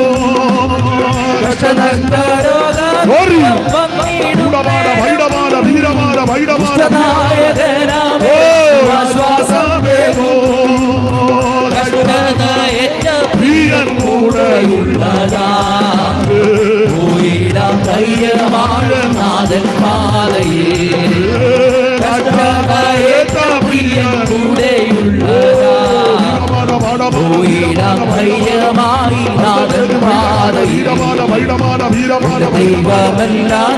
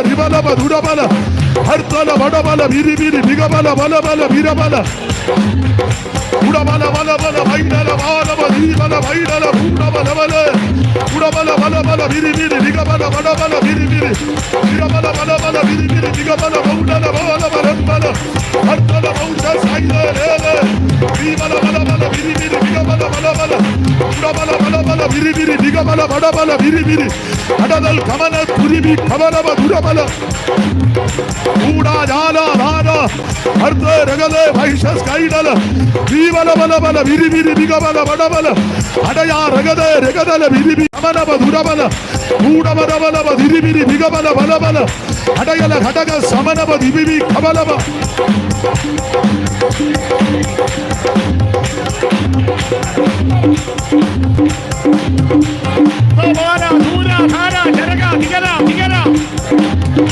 അമ്മത രഗതന രഗതന വൈരക രഗതന ഹസ്തല ഭൗഷസ്ഥാന